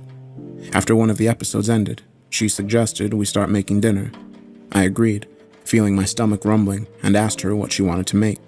After some discussion, we decided to try our hand at homemade Chinese. I turned on some music on my phone as she went to the kitchen and began pulling out ingredients. She tossed me an apron with a wink, and I laughed as I tied it around my waist. I went to her and took her in my arms, dancing her around the kitchen, lip-syncing the song that was playing. She giggled and told me I was ridiculous, but then kissed me, slowing my dance. We pulled away from each other and she began assembling the food. I wasn't much help, but I kept her entertained as she worked her culinary magic. We laughed and cycled through songs, our conversation light and flirtatious. After a lot of work, the food was finally done. We took our place on the couch again, piling the delicious-smelling feast in front of us on the coffee table. I queued up another episode and she shot me a smile, telling me that today had been amazing. I wholeheartedly agreed and kissed her. We dug in with a vengeance. Lydia had outdone herself, everything coming out perfect. I globbed down a couple of batter-fried pieces of chicken and told her we should do this again tomorrow. She agreed, but said she'd like to sleep at my place tonight. I cocked an eyebrow at her, swallowing my food, and asked why we wouldn't stay here tonight. She looked at me over her bowl of lo mein and said we had been here all day. Why not mix things up? I put the food down and threw an arm over the back of the couch, expressing to her how great it was here today, that we should just put a bow on it and stay here for the night. I was still in my undershirt and boxers, for Christ's sake. She looked at me a little unsteadily, wanting to argue with me, but knowing that she didn't have a good reason. At least, that's what I thought. I could see her struggling to come up with something, anything, to get us out of here tonight. Eventually, she just sighed and nodded silently. I smiled and rubbed her shoulder, telling her it was going to be great. As I turned back to my food, I wondered if her reservations about staying here had anything to do with the person at the door last night. But what did she have to be afraid of? I was here, and I sure as hell wasn't going to let anything happen to her. We finished our food and stretched out on the couch, pushing deeper into our show.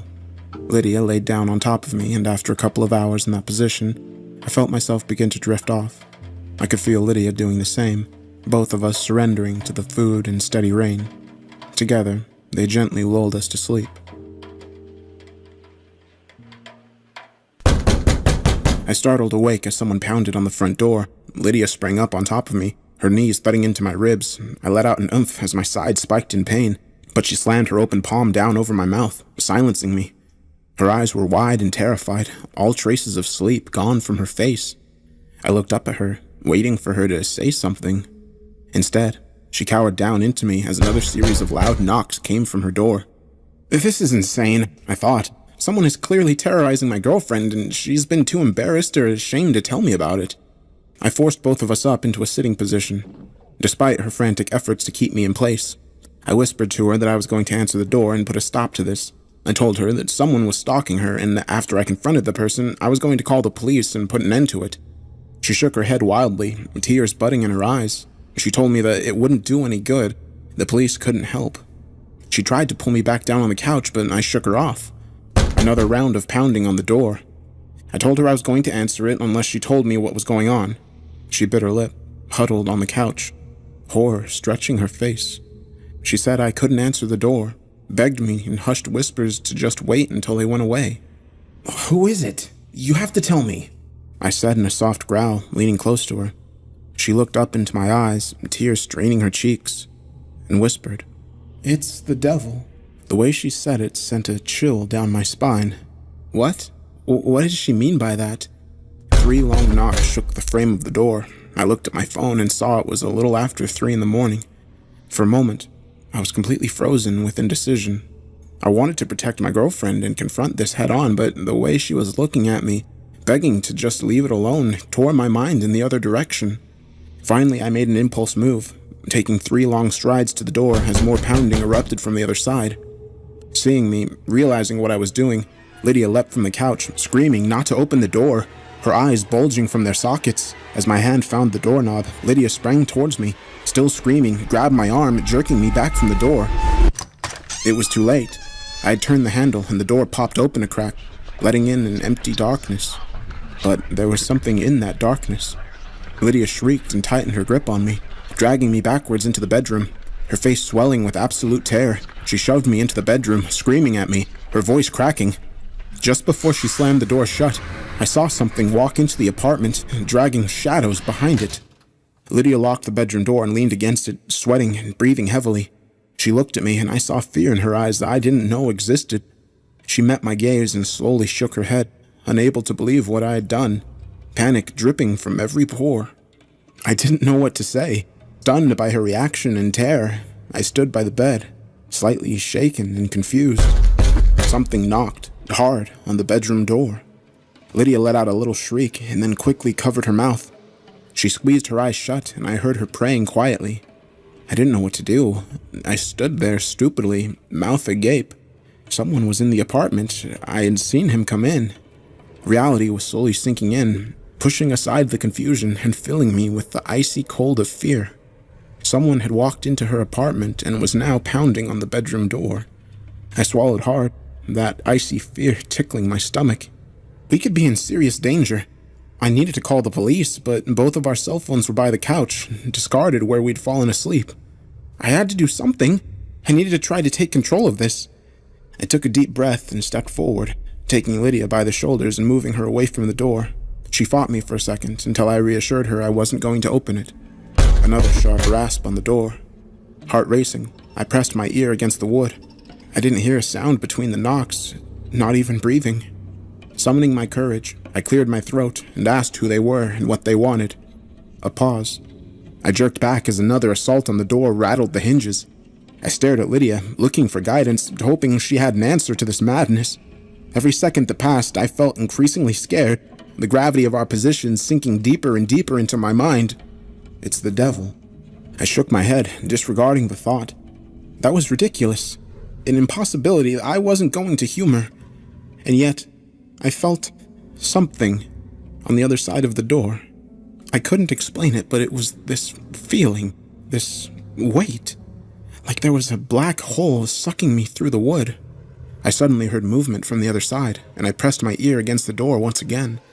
I didn't hear anything, and I wondered if maybe, just maybe, the person had left. Quietly, I got down on my hands and knees and looked under the door. A large yellow eye and black face was staring at me from the other side.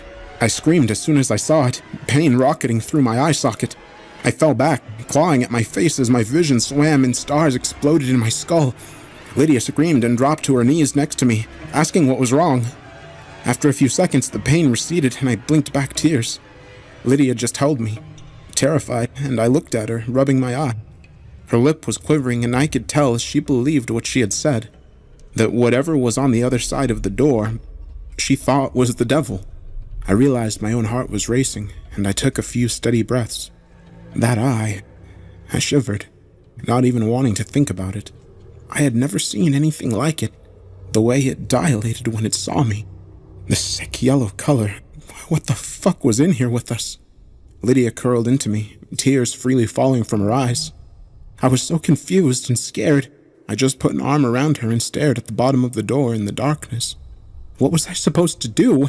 Help me, what was I supposed to do? He's come for me. Lydia wept, sobbing openly now. I told him I was his if he would just give me happiness. I was a little girl. Parents were so mean. Her big wet eyes looked up into mine. I didn't know what I was doing. I'm so sorry. She covered her face now. God never answered my prayers and it was so sad. I just wanted to be happy, so I thought... She cried, big hoarse sobs racking her slender body. I took her face in my hands, forcing her to look up at me. Voice shaking, I asked what the hell she was talking about. A deep seed of terror rooting in my gut. Another bone-shaking series of knocking. She told me that when she was a little girl, her parents abused her. She cried herself to sleep night after night, begging God to send an angel to save her. God didn't seem to be listening, and so, finally, she turned to the other side. She promised the devil he could have her if he would only bring her happiness. 3 days later, her parents died in a car accident, and she moved in with her grandparents who loved her deeply. In the blackness of the bedroom, trapped and afraid, I listened to her story and felt nausea churn in my stomach like rotten butter. As the words poured out of her mouth, I couldn't shake the image of the eye staring back at me from under the door. I jumped as the wood splintered, and whatever was behind the door shifted again, a new sound entering the darkness. It sounded like something was dragging nails across the wall just outside the bedroom. Over and over again, the muted scraping sound pierced the pockets of silence. I pulled Lydia up onto the bed and sat her at the foot of it. I stood in front of her, sweat trickling down my spine, and asked her what she was talking about, asked her if it was true. She started to cry again, hands reaching out for me, but I grabbed them and pulled them to her sides, asking her again, trying to block out the scraping sound against the wall. She nodded and said it was. She told me that for the past 6 months, if she was home, the knocking would start around 3 a.m. At first she thought it was an intruder and called the police, but when they didn't find any traces of anyone after 4 separate visits, they stopped taking her seriously. Eventually, about 2 weeks in, she said that she remembered the deal she had made when she was a little girl. She remembered who she had made it with. "I didn't know it would be this soon," she croaked, looking up at me, her face stained with tears. I shot a nervous glance at the door as the scraping sound was followed by more pounding. I forced myself to breathe. If what she was saying was true, why doesn't it just come in? What's stopping it from kicking the door in and snatching my girlfriend? I couldn't make sense of it and turned these questions on Lydia, still sobbing. She said she didn't know either. She said that whenever the knocking started, she would just wait until it stopped. Sometimes it would be a few minutes, and other times it would last till morning. She said that she felt that it was powerless unless she opened the door and let it in. Something about the doors, the separation of victim and prey, stopped it. I didn't know if it was some supernatural reason or maybe spiritual, but either way, I was thankful for it. But now we were trapped with no way out. We were on the top floor, in the bedroom, with only one window looking out onto the street below. Our cell phones were out there with the thing, and we had no way of communicating with anyone from in here. Again, I didn't know what to do. My mouth was dry and hot, and my breath sore on my tongue. Shooting another glance at the door, I went to the window and looked out. Despite being in town, the streets were empty and the sky dark. I tried to open the window but couldn't. My muscles strained as I pulled all my might into it, but it was no use. Lydia saw what I was trying to do and came over to help, mumbling that it should open. It always opened. Even with the two of us, we couldn't get it to budge. Frustrated, I slammed my fist into the pane as the bedroom door shook, accompanied by more scraping against the walls. It was useless. We were trapped in here. Lydia collapsed to the floor, backing herself against the wall, covering her ears against the barrage against the door. Exhausted and terrified, I slumped down next to her. We would have to wait it out. It's still knocking. Lydia is crying in my lap. We haven't moved. It has to leave us alone. She said it always does eventually. The sun will come up soon. The clock says it's 5 a.m. It's almost there. Please, let it stop. Why hasn't the sun come up yet? Something is wrong with my clock. It says it's 3 a.m. again. That can't be right. There's no one outside. There should be cars on the road, but I haven't seen a soul. And it's knocking again. I'm so tired. Screaming and pounding on the floor hasn't done any good. No one seems to hear us up here. I still haven't seen anyone outside. I tried breaking the window, but I can't even get it to crack. Something is going on. None of this is making any sense. It's still dark outside. Where is the sun? I haven't heard anything from the door in a little while. I'm praying it's over. I'm getting hungry. I don't know how long we've been in here. Lydia's asleep on the bed and cried herself to sleep. The knocking is back, louder than ever. I can feel it just beyond the door. I'm so goddamn scared. I don't know what to do. Where is everyone? Why hasn't someone come to see what's going on? I can't take this fucking knocking anymore. Lydia's crying. She said she's thirsty. I am too. I feel like we've been in here for days. I feel like I haven't seen the sun in ages. I'm starting to wonder if anyone is going to come for us. Whatever is outside the door, I think it's bent reality around us. I think we might be stuck here. There has to be a way out, though. I fell asleep. When I woke up, Lydia had her hand on the doorknob. I yanked her away, screaming at her. I can't lose her. We're going to get out of this. When I pulled Lydia away, the thing behind the door, the demon, the devil, or whatever it was, screamed at me. I've never heard such a terrifying fury in all of my life. God, please help us. Please. Lydia is getting sick. We're never getting out of this room unless I do something. We're both dehydrated and Lydia isn't going to make it much longer without some water. It's knocking, each blow crushing into my skull like a drill. Where is everyone? The clock still says 3 a.m. If there is a God, he can't see us in here. Fuck this. We're dying. I need to do something. Lydia has been lying on the bed for hours. I don't remember the last time I saw her move. I should check on her, but I'm so tired. The knocking is constant now. It hasn't stopped in hours. I think I'm going insane. This is it. Lydia needs medical attention. She's going to die within the day. It's still dark out. The clock still says 3 a.m. I feel like I'm going deaf. The constant thundering against the door, a relentless assault on my senses. I'm going to open the door. I have to, or we're going to die. Whatever awaits us on the other side of it, it can't be much worse than this.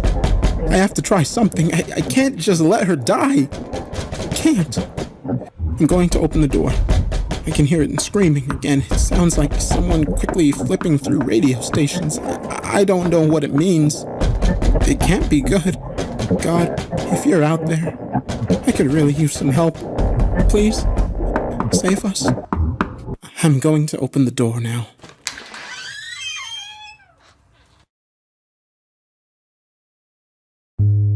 I had the strangest roommate in my freshman year of college. Despite being otherwise normal and even a bit shy, Eddie would, every so often, become frantically possessed by a sudden, overwhelming need to lock the door. It didn't matter which door either. Wherever he was when the fit came upon him, he would leap up, run to the closest entrance, and lock it. People who stood in his way were screamed at. Anyone who tried to stop him would get attacked. He became a ranting, sweating madman until his mysterious sense of vulnerability passed. But the moment it was gone, he would apologize profusely, sink timidly into himself, and scurry away embarrassed. For that reason, it was hard to hate him. But it became a little easier to despise him each time I returned home to find myself locked out. Similarly, each time I brought him to a party and he had one of his episodes, I inevitably lost potential romantic interests and friends because I was roommates with that Eddie guy. Halfway through the year, after the third almost girlfriend ghosted me because he scared the shit out of her, I put in for a dorm room transfer and washed my hands of the poor guy. That was almost 7 years ago now, so when Eddie messaged me on social media and said he was in town and had run into some travel issues, I decided to give him another shot. I'd always felt sort of bad about how I treated him in the end, so I drove half an hour out to his broken down car and picked him up around 1 a.m. on a normal Wednesday night 3 weeks ago. I remember pulling up to the edge of a high cliffside road to see a skinny silhouette waving at me. He was leaner than I remembered, and somewhat more in shape. My headlights illuminated him fully. I saw his face glisten and I laughed. That was Eddie, all right. Sweat was sort of his hallmark.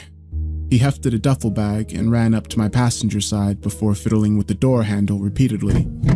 "Don't pull it when I'm unlocking it," I told him. He waited a tick. I pushed the button and he tried the handle at the same time.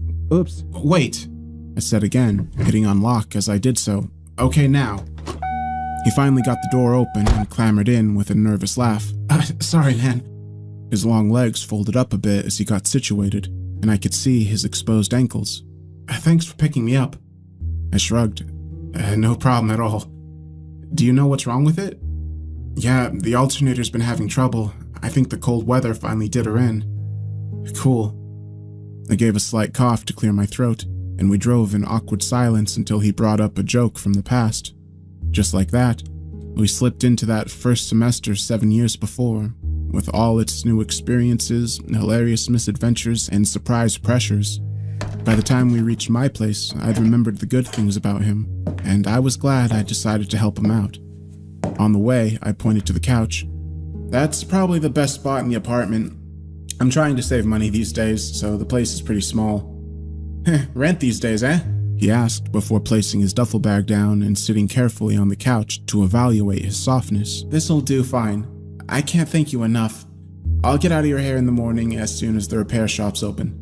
"No problem at all, Eddie. Well, actually, I go by Ed now." Good for him. He'd definitely grown as a person from the socially fearful outcast I remembered. I grinned. "Then no problem at all, Ed."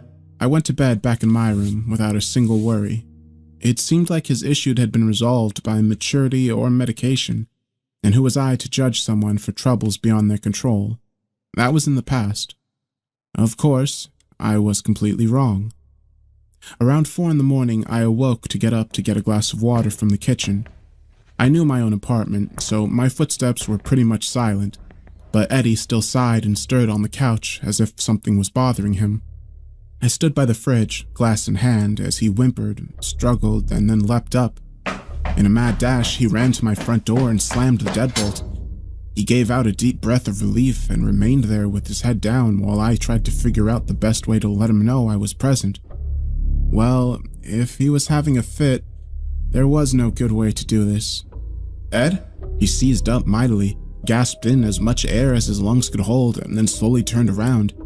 His face was obscured in dimness, since the only light came from the various red or green pinpoints on the television and microwave, but I could tell he was sweating profusely.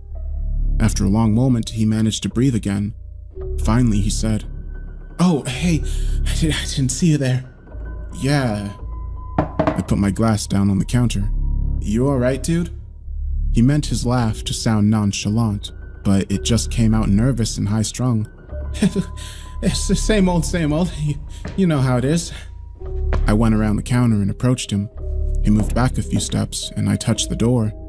"This is a safe neighborhood. There's nothing to worry about." He nodded awkwardly. Unsure I believed his calmness, I moved my hand to the deadbolt.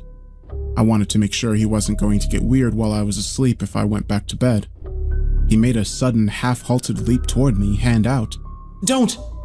At that moment, I was starting to remember the times I'd seen him attack people during an episode. "There's nothing out there." I gripped the deadbolt and turned it back toward me, but a very slight shadow moved somewhere in my vision. The hell? No, it couldn't be. Reacting rapidly, I put my eye to the peephole. My brain made sense of the curved panorama just in time to see a sliver of silhouette disappear along the sidewalk to the left. Eddie moved closer, bringing the smell of his panicked sweat with him. "Did you see something?" "No." I lied. I kept staring out through the peephole, watching the quiet night in my otherwise unremarkable neighborhood. The asphalt glimmered darkly under the stars, while distant lampposts cast long shadows across the grass. "Remind me again, what suddenly makes you want to lock the door?" Now that I wasn't actively trying to unlock it, he seemed slightly less manic. "I never told you because I thought you were starting to hate me. But when I was 8 years old, I had a sudden feeling that I should lock the door. I didn't, and..." He shivered. "Some men broke in a moment later and robbed us." I frowned at his glistening shadowed face. "Jesus, was anyone hurt?" He nodded between audible breaths. My mom, Another 3 breaths passed in the otherwise silent darkness. "She didn't make it." Damn. I didn't know what else to say.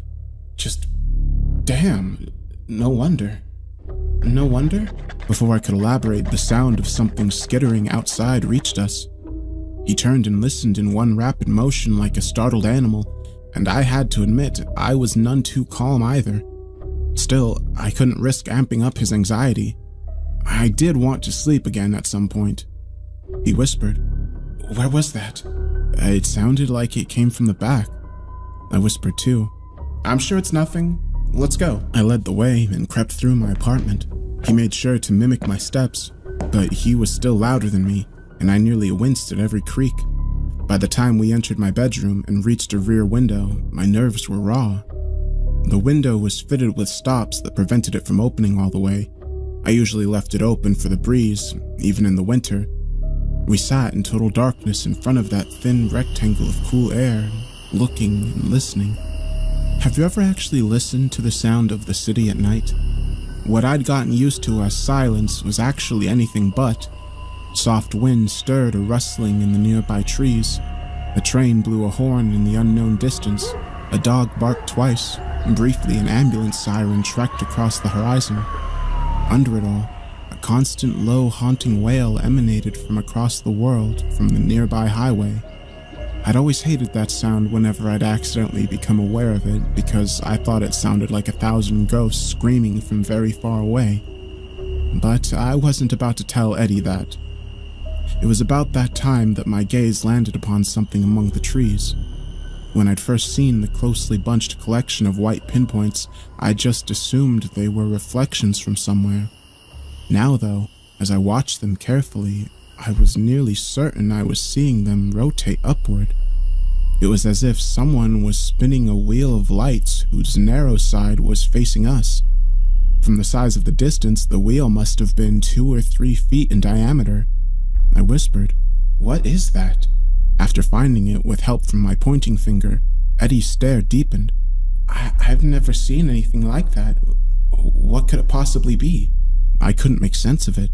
While I watched, it grew slightly dimmer, then slightly brighter. It's definitely casting light around it. I think I saw some leaves above it. Is it changing? Eddie clutched my wrist as he stared at those strange, upwheeling lights. Is it getting bigger? I couldn't be sure, but how could it be getting bigger unless... Jumping up, I placed my fingers on either side of the window and brought it down swiftly and quietly. Then I turned the latch and locked it before pulling the nearby cord and sliding the blinds down. Whatever it is, we're secure in here. We'll be fine.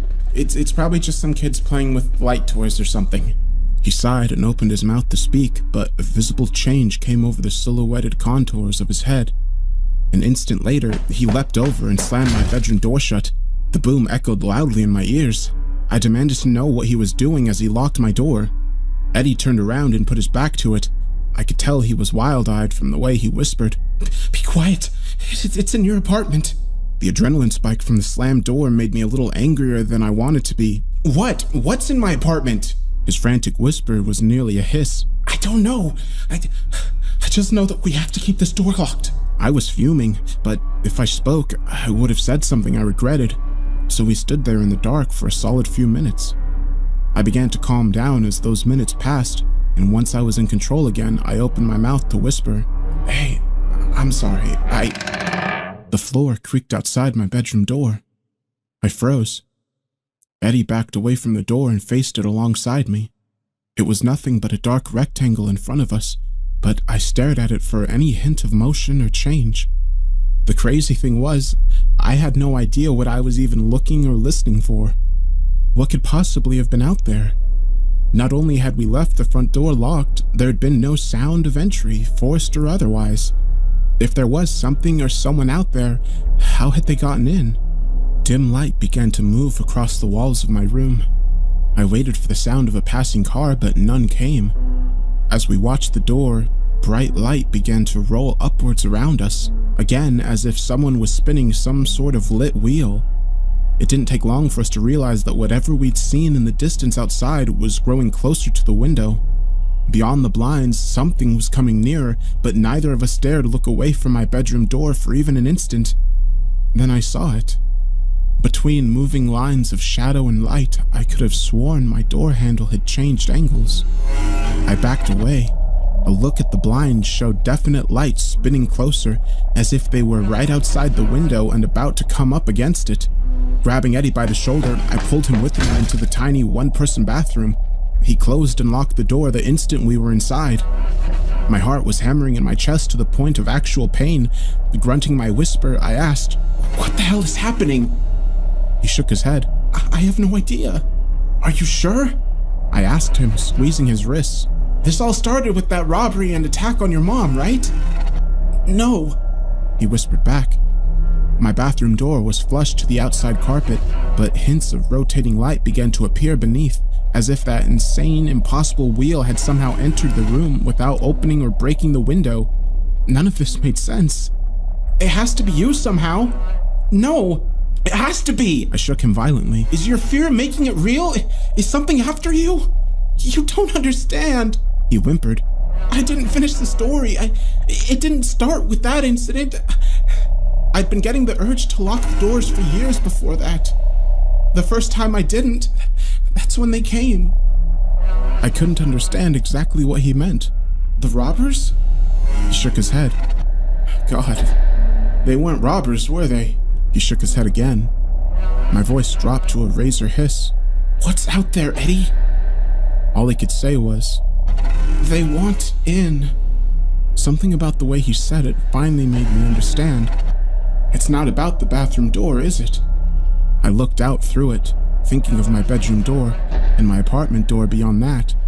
"It's not about the literal entrance to the room you're in." The rotating light below began intensifying as whatever was out there approached our hiding spot. His panicked grip on my hands told me I was right. "Then why do you lock real doors, Eddie?" I shook him until he looked at me despite his fear. "Is it a metaphor?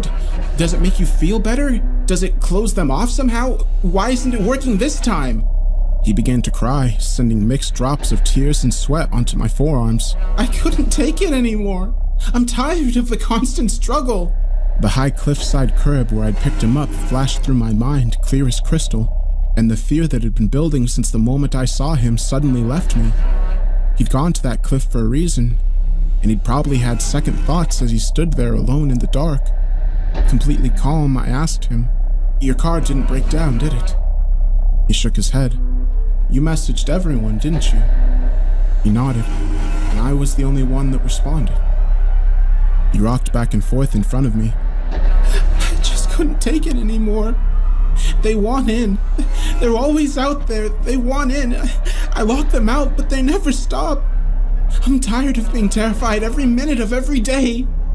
Air began moving under the door as the light reached peak intensity outside. Whatever it was almost upon us. "There's nowhere to go, Eddie. Let's open the door. Maybe you're constantly terrified because they want you that way. Let's face them. Let's be unafraid. It might just work." He didn't respond, but I dragged him to his feet. I had never wanted to do anything less in my entire life, but there was nowhere else to go. With a firm grip on his wrist, I reached forward with my free hand, unlocked the door, and flung it open. I don't care if you believe me. That's not the point, but I'll tell you what I saw. The lights were eyes.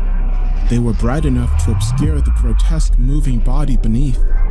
I still can't understand how it was spinning like that. Snake-like curves connected things in shadow. Every blazing pinpoint swung up, flashed us with images of hatred and fear and paranoia, and then continued past, moving on too fast to process. That was the thing. The images were lies. My girlfriend was cheating on me. My teachers at school had thought of me as a failure. My boss hated me and only put up with me because he hadn't found a replacement yet. But each individual lie raced past too quickly to pick apart and resist. I knew they weren't true, but they just kept coming. At the heart of this creature, I sensed hunger for fear. I kicked a wide, grasping mouth away and jerked Eddie out with me, getting a few feet past whatever the hell that thing was. It turned toward us as I flung the bedroom door open. I'd been right about the door handle turning. That much I knew in that instant. The madly spinning shadows and light failed to illuminate the beast that lay beyond the door. Immediately, I knew the thing behind us was just a servant of this, because it was so much worse. The only thing I truly registered was a melted face. Its misshapen gaze seized the beating heart muscles in my chest and filled me with absolute terror, as if it had the power to reach inside me and dredge out all the blackness and animal fear in the corners of my human soul. I knew these things didn't want into my apartment or bedroom. It wasn't so simple as that. They wanted into our world, and Eddie was some sort of conduit for that nightmarish goal. He always has been. I had the knife-keen, vicious sense that I needed to kill him immediately. But maybe that urge came from the emotion these creatures were giving off. As the sludge specter with the melted face began a rising scream that threatened to deafen me, I did what I had to do. I grabbed the heavy lamp from my nightstand and smashed the window clean through. I threw Eddie out a moment after, and then pulled my arms from a burning grip of caustic acid to escape. I could only lay on the ground screaming as Eddie did the rest by dragging me away from that place. That was 3 weeks ago. The burn from the grasping hand of the sludge creature refused to heal. The doctors at the emergency room couldn't make heads or tails of it. Something had burned the shape of a melted hand around my forearm and continued to burn as they studied it.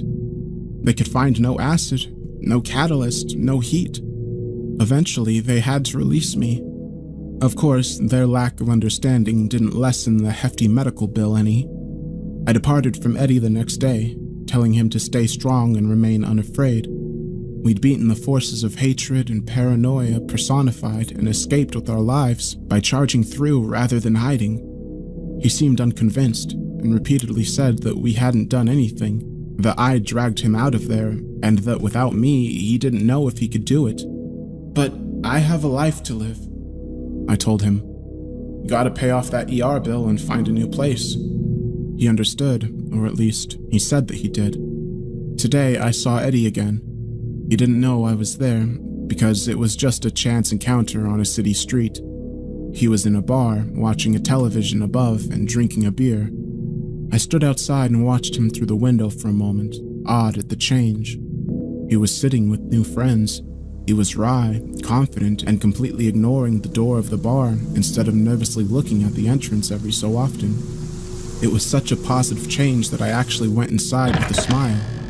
But I stopped about 10 feet behind him as, over the noise of the bar television above, I began to hear what he was talking about. His words floated in the air with a nearly perceptible stench. Sludge dripped from the back of his sentences, burning the ears of those near his group. His new friends agreed happily and replied noxiously in kind. A disgruntled customer nudged me as he passed. "Ignore those assholes." I turned away with misting eyes and walked out into the chill night. I hadn't saved Eddie at all. He'd found refuge not in standing up to those creatures, but by going down a path I hadn't even considered. I looked through the window of that bar one last time. The misshapen creature that had burned me with its touch grinned back from the shadowed corner behind the television. It had found the entry into our world that it had craved for so long. I had unlocked the door, but it was Eddie that let them in.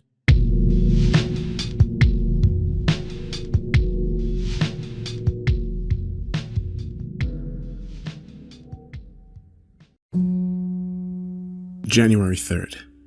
The sun's not coming up. I can't deal with this.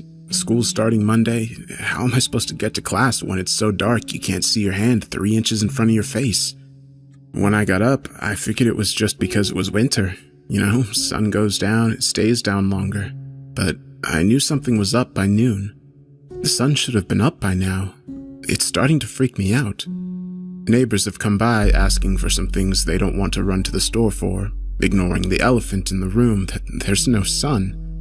Apparently the darkness gets even worse when you try to get out of the neighborhood.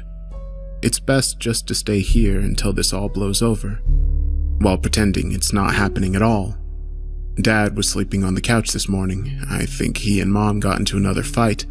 They're not talking, and Mom's been crying, even though she does her best to hide it. God, it's bad enough that the world might be ending. I don't have time to worry about my parents' failing marriage. January 4th. The streetlights went out and haven't come back on.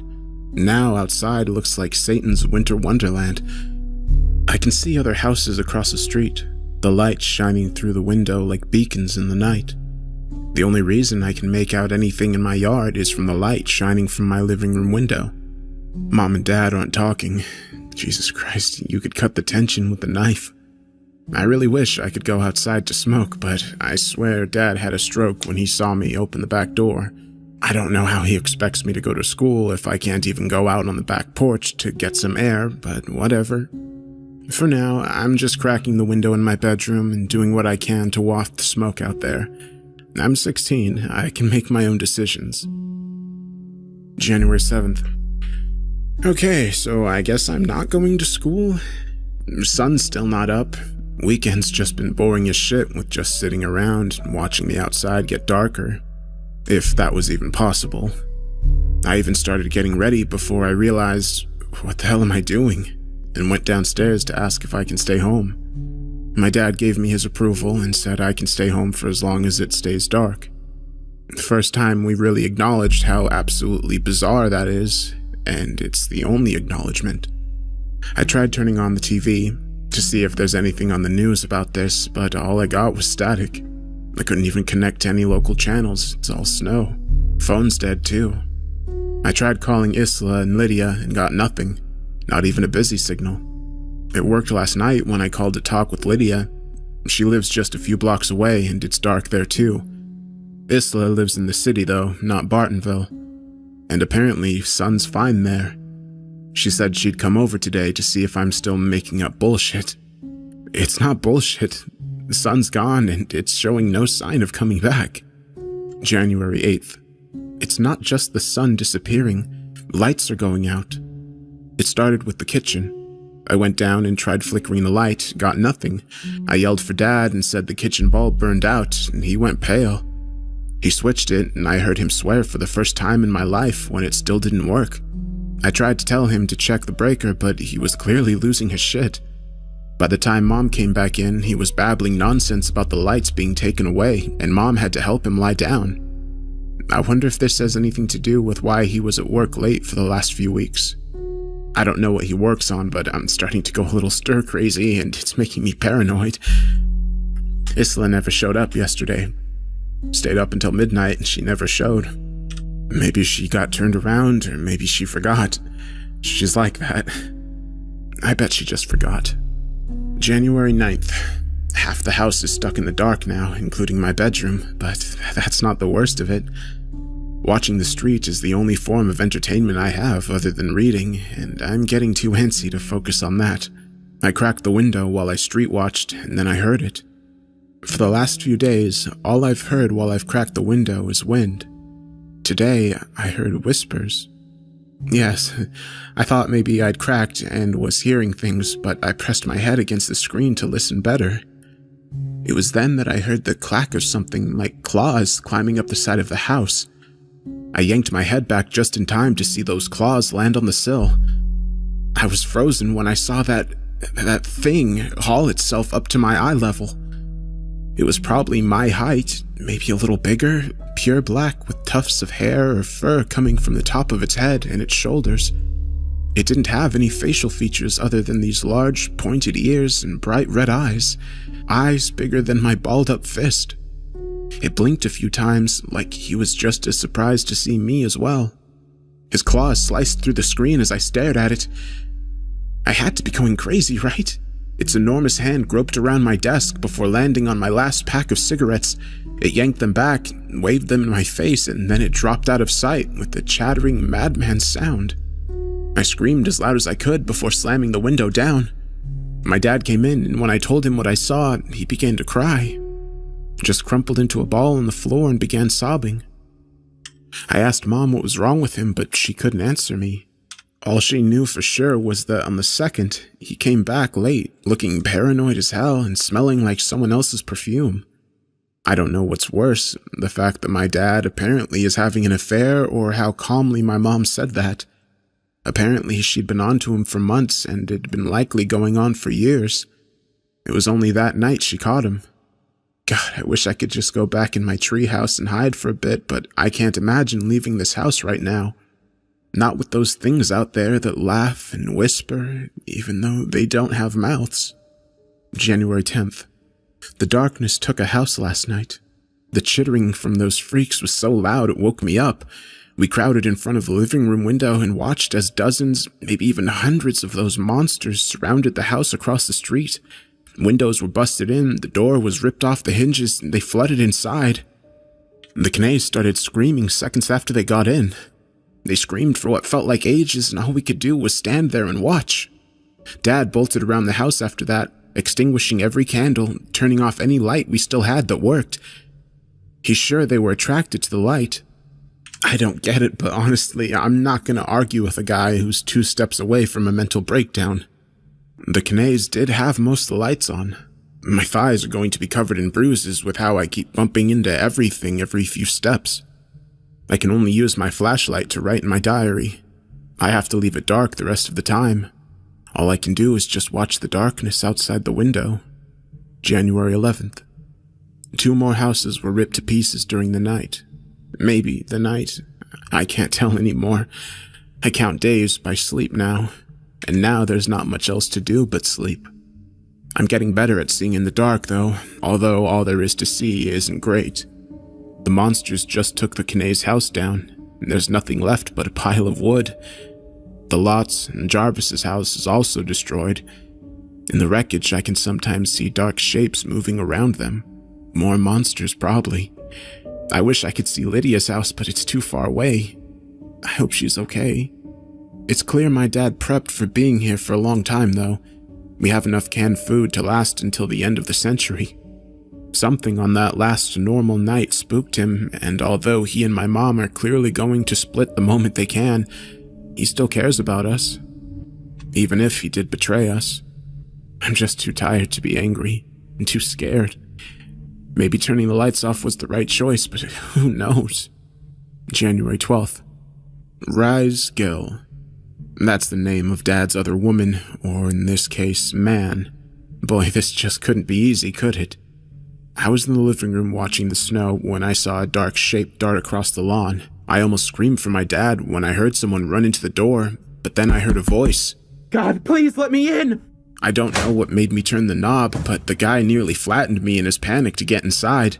The side of his face is all raked up from something's claws, and right after I closed the door, I heard something else slam against it, followed by an angered scream. That thing was right on his heels, and I didn't even see it.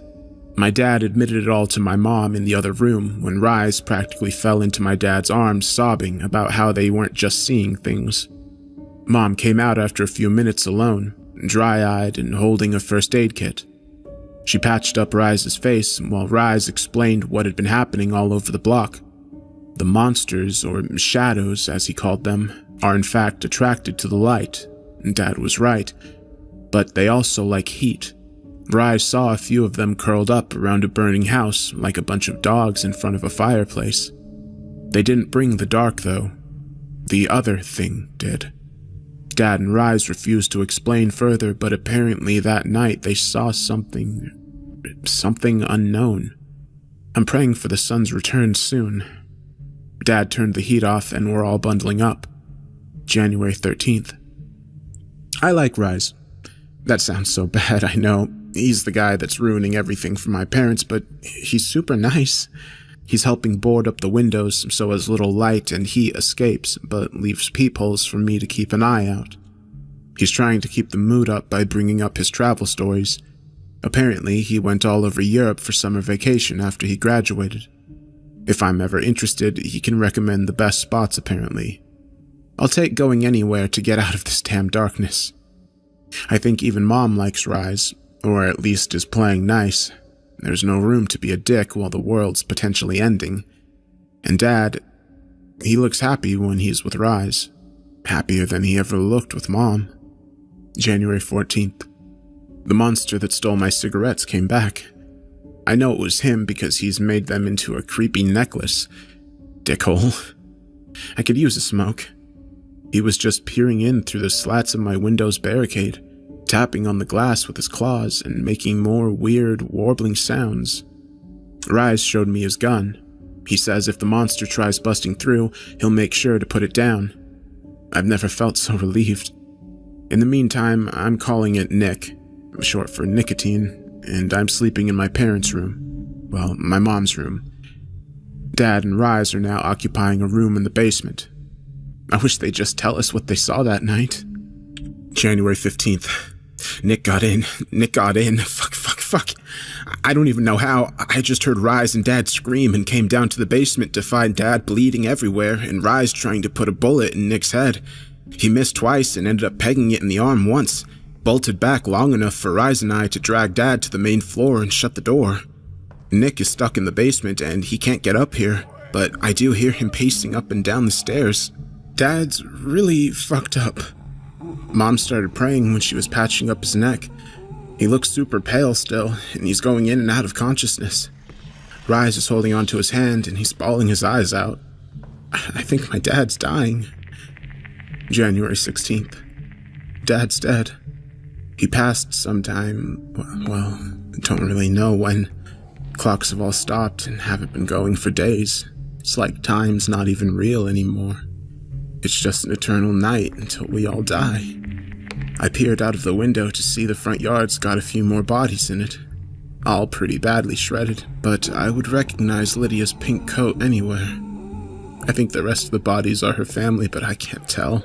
Won't be able to either, probably. Not even if I could get up close to them. We're all going to die. Mom's just laying in bed, and Rise is counting his bullets in between his sniffles. All I need to know is that he has more than 3. January 17th. After we stashed Dad's body in the office, Rise sat both Mom and I down and told us what happened. They'd met by the old state hospital, planning on going for a drive in Dad's car while leaving Rise's stashed around there. Dad never once worked late in his life, which for some reason, that of all things ticks me off. He always got on my case whenever I skipped a class or two, and all this time he was practically gunning it from work to go meet his boyfriend. At sunset, they saw the monsters. 2 of them, not counting the shadows that surrounded the one that almost looked human. Except he was too tall and too pale, and had eyes black as night. The other one was hunched over in some sort of drooling creature with a maw not big enough for all of its teeth. But it was clear these 2 creatures were not friends.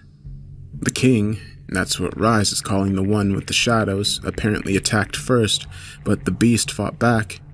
It was then that the sky began to grow dark, despite the sun still sitting on the horizon.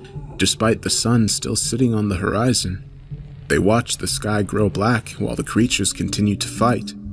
They got the hell out of there before it became too dark, both going home and telling each other they'd been drugged.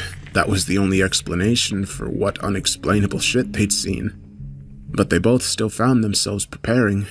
Dad picking up all of the canned food, and Rise digging that gun out of storage and making sure he had ammo. This has nothing to do with us. The king and the beast just put us in the middle of their shitfest, and we're all going to die because of it. January 18th. Mom's going to kill herself. Rise and I aren't going to stop her. There's not going to be an end to this night. Mom knows it. The sun's never coming back. Nick is still in the basement, pacing up and down those steps. It's waiting for its friends to show up so they can kill us all, rip us limb from limb.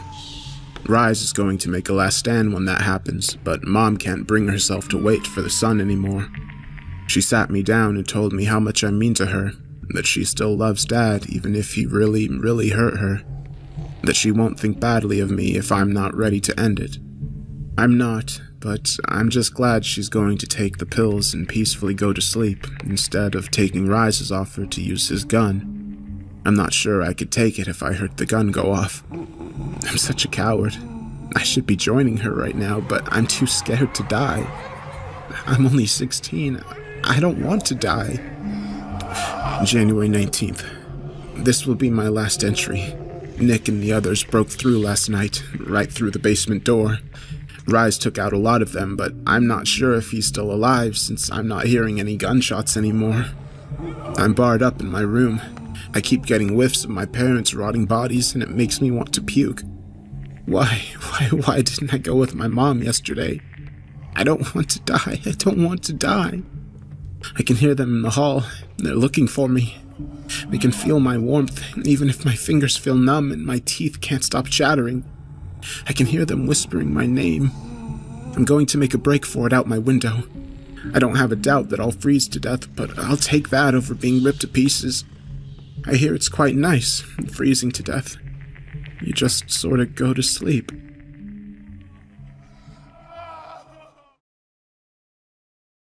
I found this in the attic of a home I'm restoring.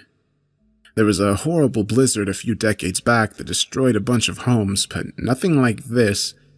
Maybe it's a joke. Maybe it's some creative writing homework or the beginning of a novel. All I can say is that last night the sun went down, but it hasn't come back up yet this morning.